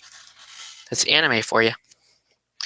I'm thinking the bottom of the feet could be black. Yeah, that's definitely the mecha style. I'm wondering if, see those thigh pads in here? I'm wondering if these thigh pads should be blue. The thigh pads that are underneath. There should be some blue, a little bit of blue on the feet somewhere. I'm going to do the bottom of there's like a bottom cap on the knee pads. So I'll do those in blue. But like, what else could be blue here? I could do blue there, but I don't know. Any word on the release of limited edition Anima Tactics miniatures? No, in fact, I had some of those on my my now infamous 90-day order that they still haven't fulfilled, but they sent me all the rest of my stuff. So I'm still waiting on September. September was the one I ordered from Anima Tactics. I didn't get the other miniatures.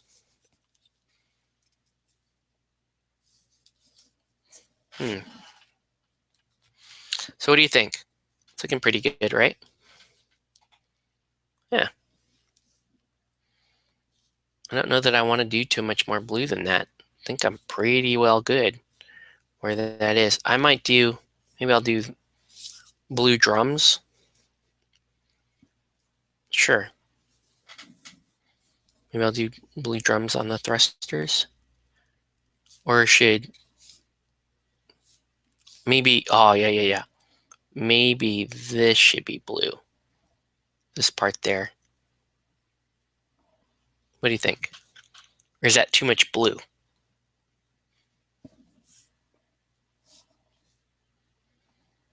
Actually, I can't quite like that. I think that might be it, man. That might be all the blue I want to put on the model. I don't want to do too much blue on it. It's a shame that there's no blue on the backpack, but I think that's it. Unless I do blue. If I do blue on the backpack, it'll be this top raised part right here. I'm liking the miniature. Looking at the Soda Pop miniature webpage, I think you're good with blue, right? Yeah. Yeah, because I think the studio art is just white and gold. That's cool, but it's not enough for me. I don't know, man. Let me think. The part that I'm thinking about is right here. Should that be blue? Like just the very top of it.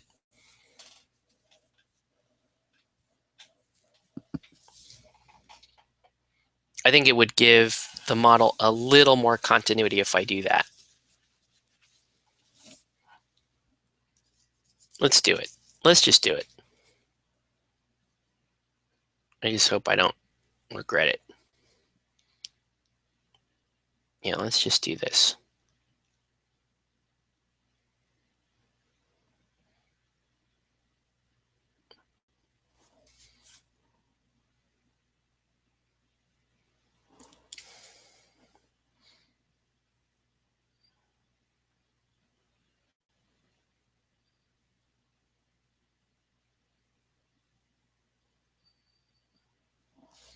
See? What do you think? Could do that? I think that's okay. I think that blue helps tie in the jetpack. There is no gold on the jetpack either, but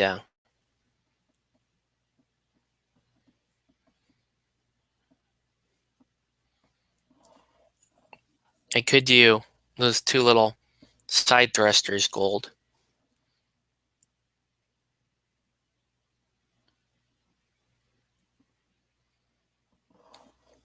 Yeah, I think I'll need to, because just to kind of keep the uniformity. Or I could paint the drums gold.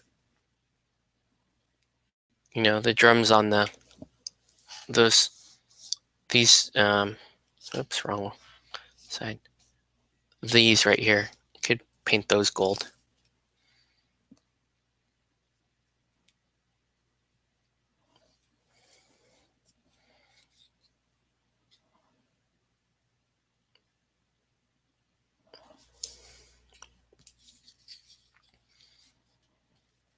Oh, I see.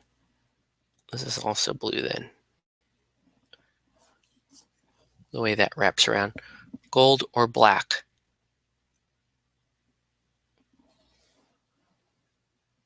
I think you are right, sir. I think those drums should be gold or black. Leaning towards gold at the moment, because that's more. These parts of the jetpack are going to be more black. So this model will have that. The gloves, the most of the undercarriage stuff will be that black gray.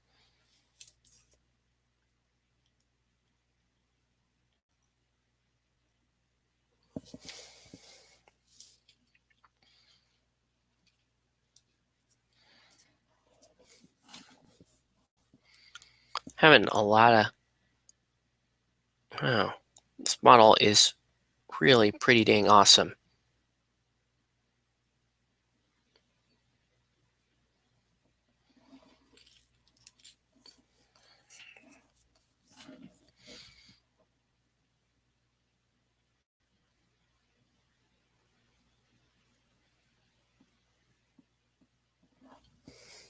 So it is now 12:30.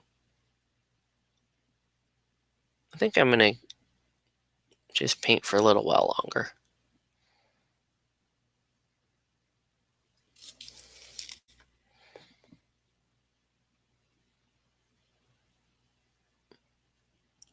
Really got to consider that gold, though. Problem with that disc is it's not really going to highlight very well. I could paint the rockets gold, side rockets gold, and that's actually not a bad thought. And that would be much easier to manage, and it would tie in. I think it would do the trick of tying it in. So let's try it.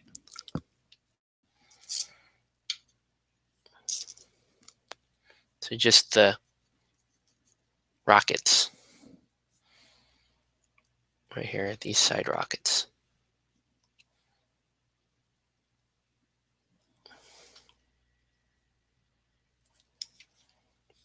Could do the bottom rockets too, but no, just good with the side rockets. That's all I really need. See? And I'll let that dry, hit it with the glaze, and then re-highlight.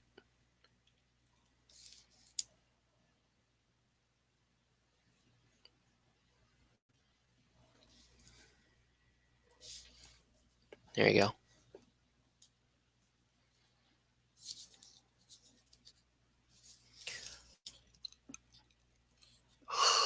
Oh, there's another piece that could be blue right there. Oh, there is gold on the backpack, see? Right there. A couple of spots of gold right there.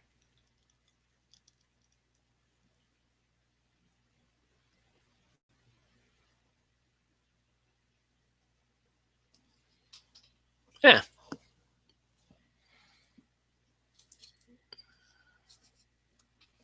Oh, pretty good with this.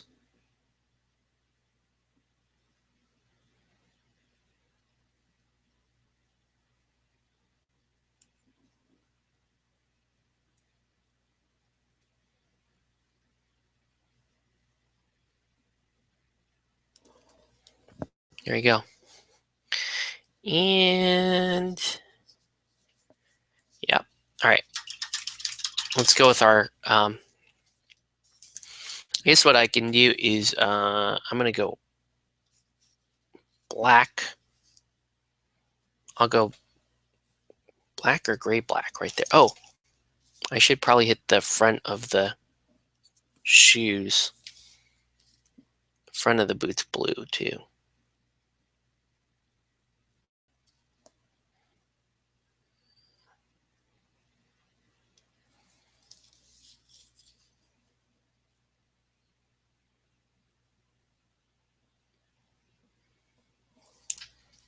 There you go.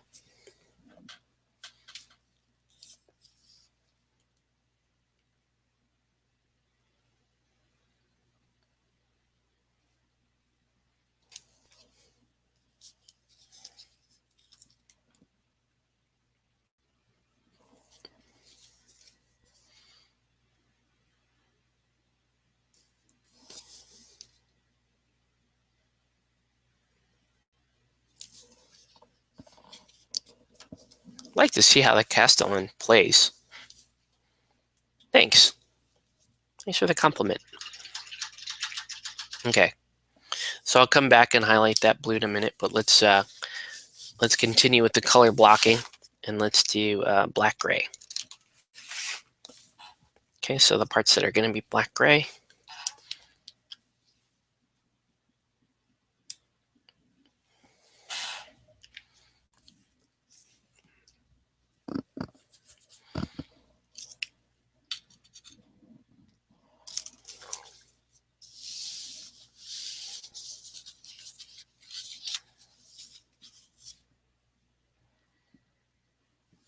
Oh wow, we missed a giant spot on the boot.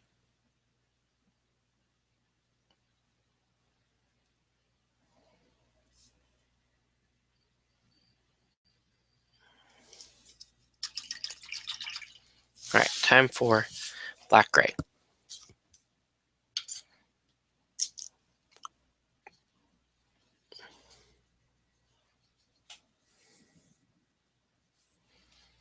All right, so for sure all the like undercarriage parts should be black gray.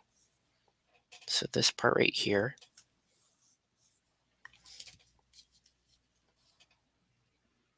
And then the bottoms of the shoe.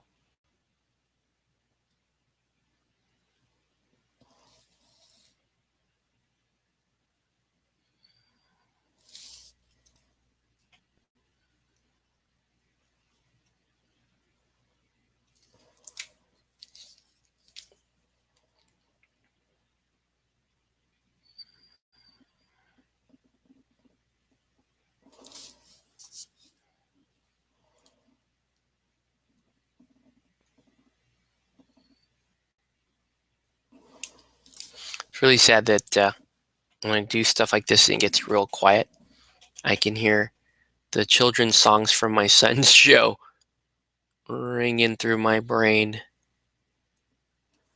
It's a little bit disturbing.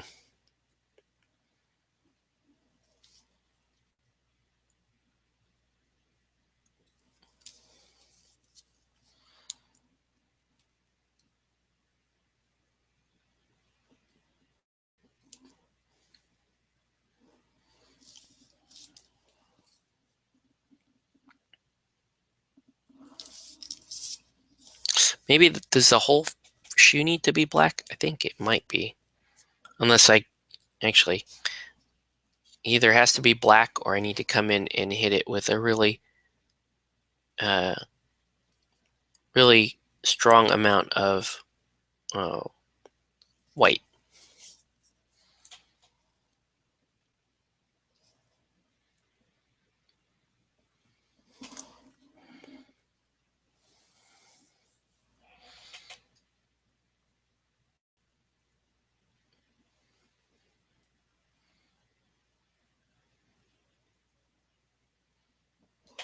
There we go.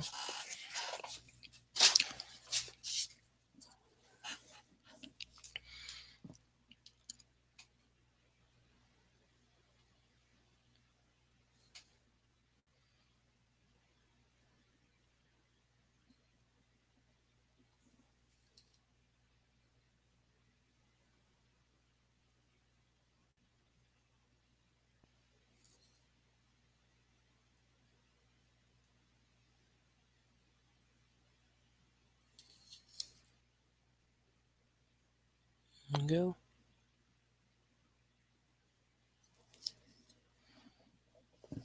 Yep.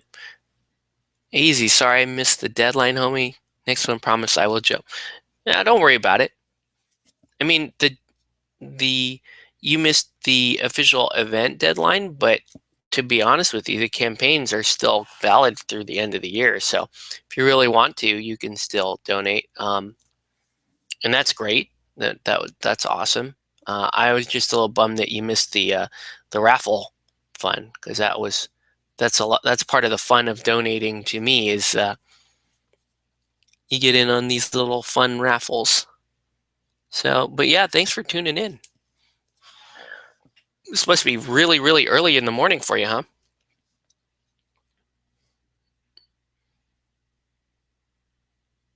Yeah. Okay, so here we go.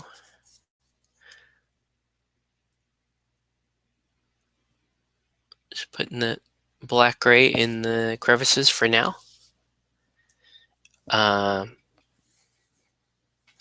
Let's see. I'm gonna stick. I'm just gonna paint in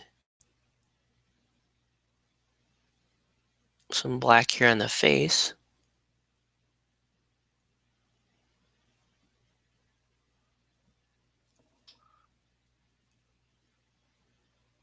The thing is, the eyes are so small in this miniature. I don't know who will be able to see that. Not that it matters much. It doesn't really matter that much. Just curious if anyone can see.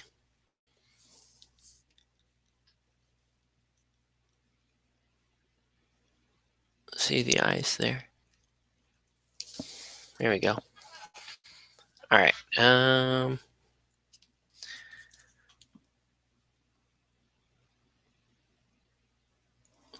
Great. Nice. So let's get the gloves now.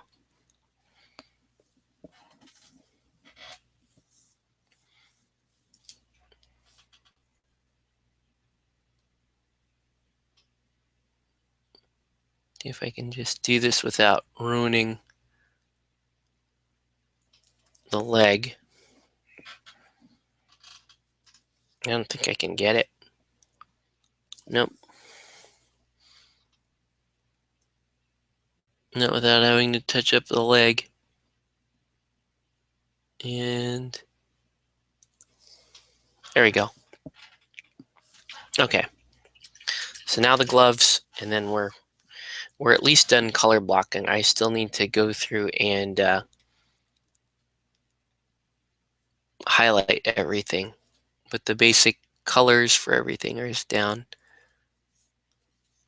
So I'm just gonna hit basically the finger parts of the gauntlet with this black gray. I'm gonna leave the tops of the gauntlet still kind of that whitish color, because I don't want to. What I don't want to do is I don't want to make the model look a little too word I'm looking for. I don't want to take away too much of the white. Honestly, that's what I'm trying to keep.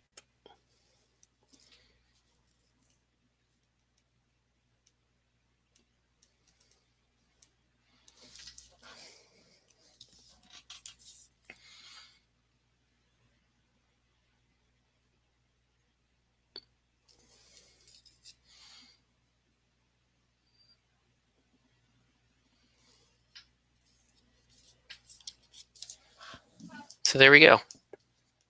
Coming along, here's the color blocking on the model. I'm going to do a little rubble type painting in here.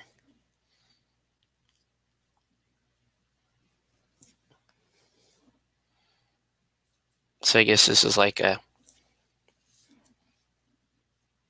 it's like a curb that got wrecked.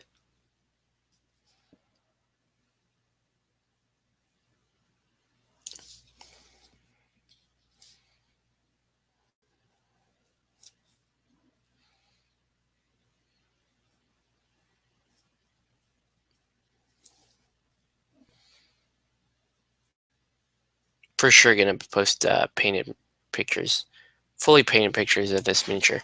Could be, that said, fair warning, it could be like tomorrow night when this stuff is really available to view, because there's a lot of highlighting to be done on the blue. And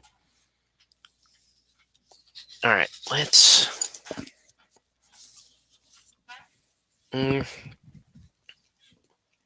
do some of this, some of the bricks. That doesn't look red enough. Like a saddle brown or something.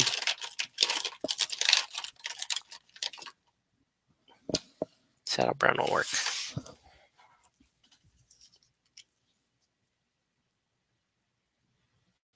Yeah, saddle brown with a little bit of red in it. Let's just do a little flat red. Okay, that looks pretty good. All right.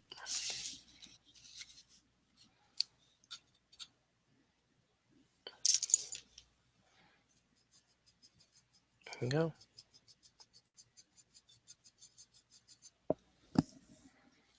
Okie doke.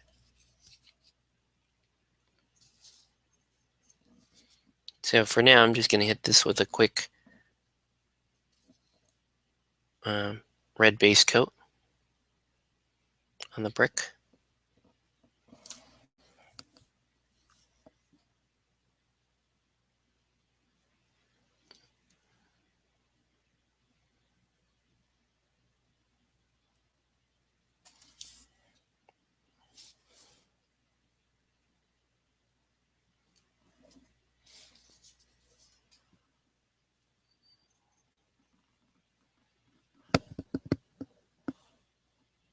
So here we go.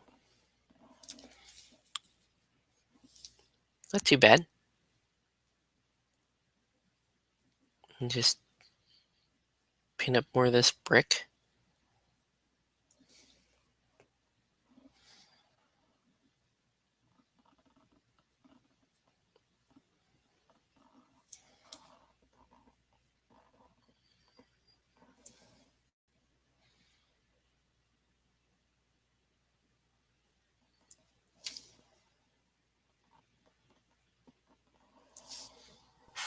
All right.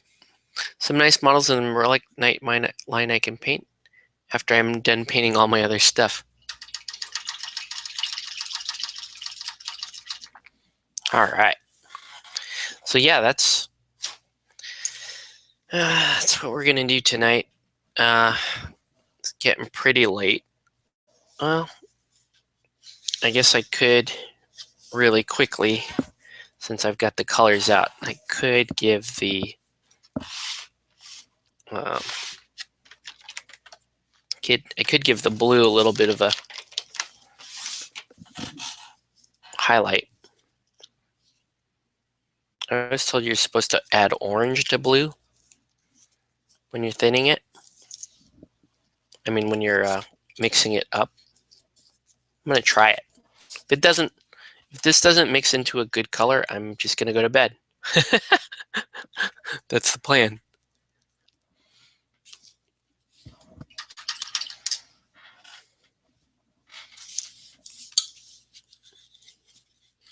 But there's still, there's still a fair bit of highlighting left to do on this miniature. Looks like it makes, with the orange, it looks like it still makes it a little bit gray. I don't know if that's the right color. No, it's not. Should have just mixed it with a little more white.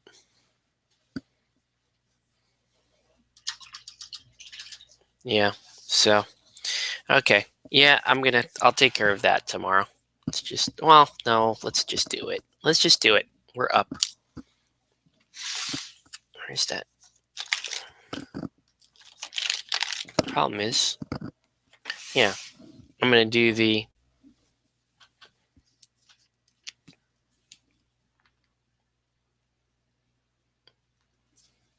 I'm going to do the simpler plan of blue with just a drop of white in it instead of the blue with the orange. The blue with the orange turned a little funky in terms of its color. This looks a bit better. There we go. Yeah, that looks quite a bit better.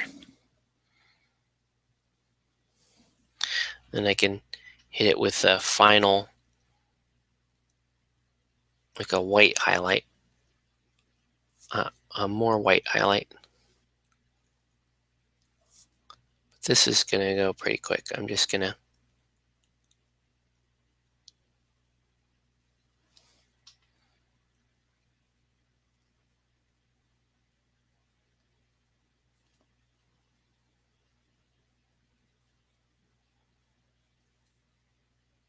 there we go.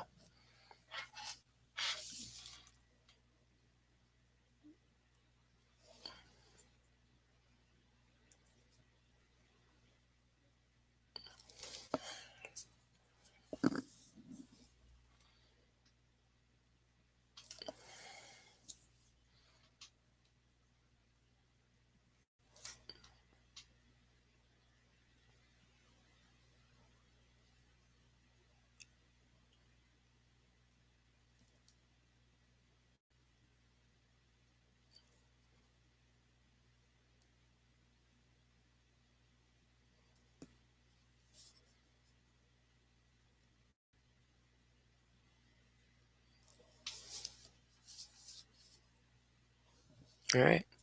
Solid plan. Good idea. Is that in reference for me going to bed? Because, yeah, I do agree. Going to bed would be a really good idea right now.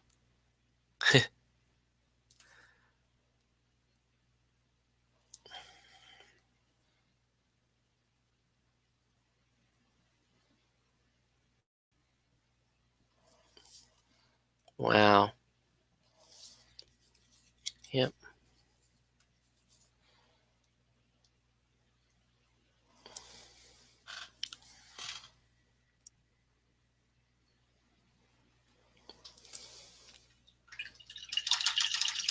It was the sleep thing. Yep. I'm gonna do. Okay. Seriously, one more thing. One more thing. I just want to get the blue most of the way done before I go to bed. If I can do that, then I'm looking pretty good to actually finish this tomorrow. There we go. The light blue there. And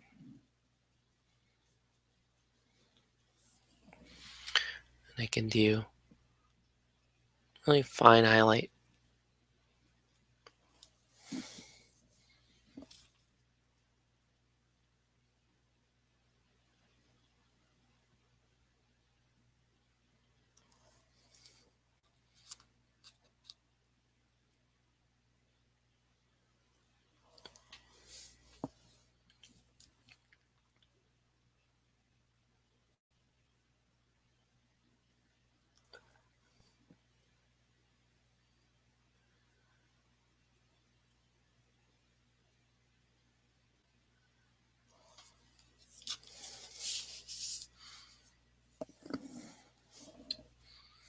All right.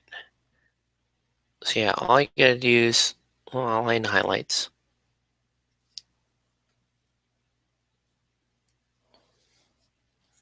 on the blue.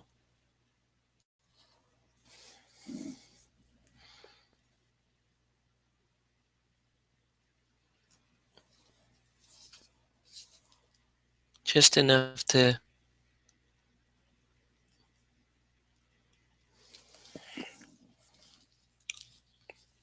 just sharpen up the model.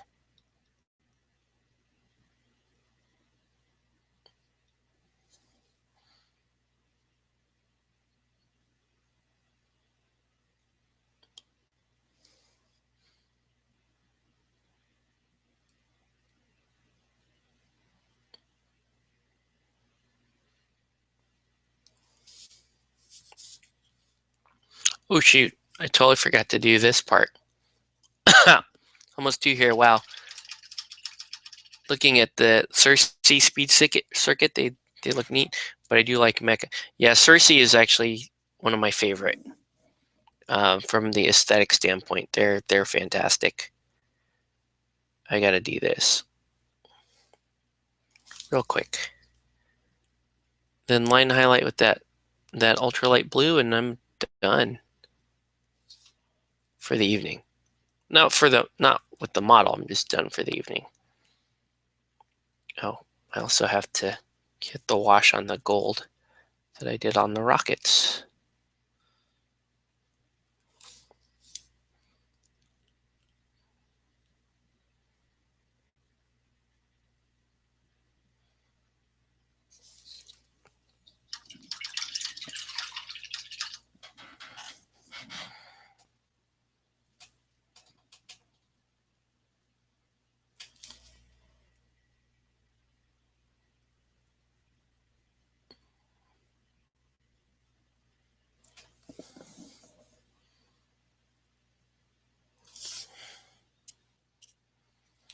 Mhm.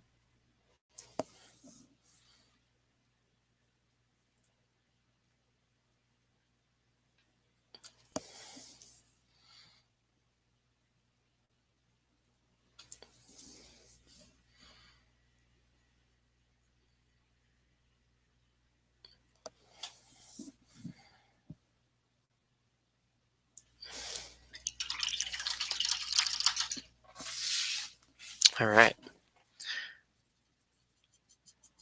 looking pretty good.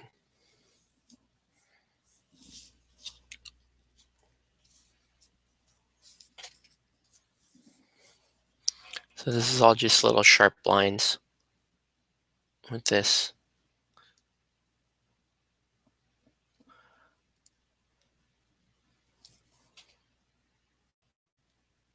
Oh,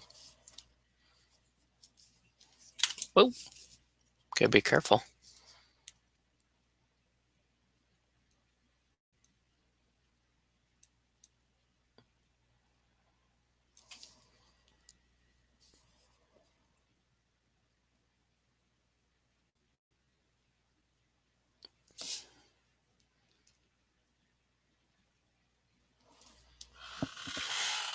Pretty good.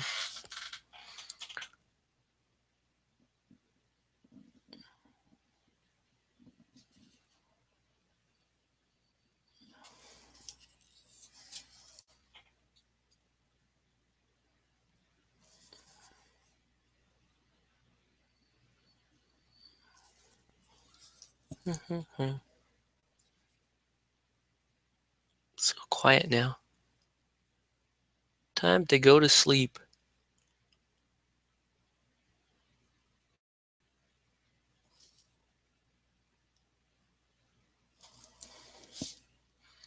Time to go to sleep.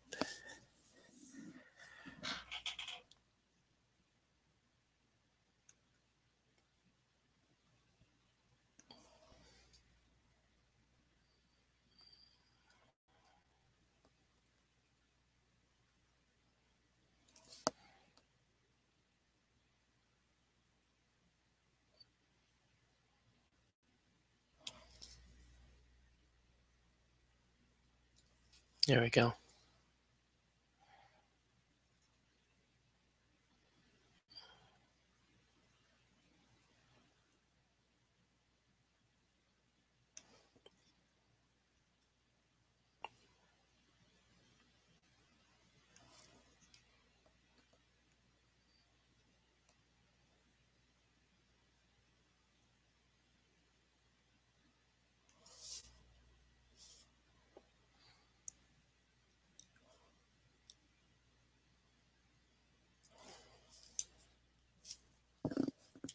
All right.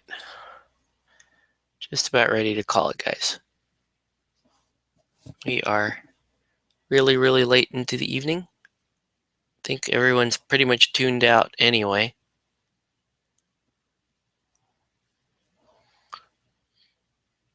But it's been a very fun extra life. I want to thank everybody who supports the campaign, supported the campaign, and just want to make it known you guys are, it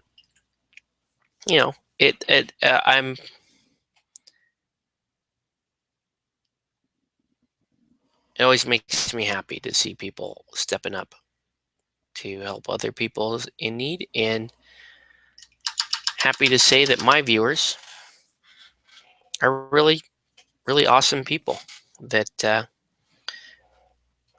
support me in a really good cause, and I'm really grateful for that, guys. So I don't really know what else to say there other than thank you, and I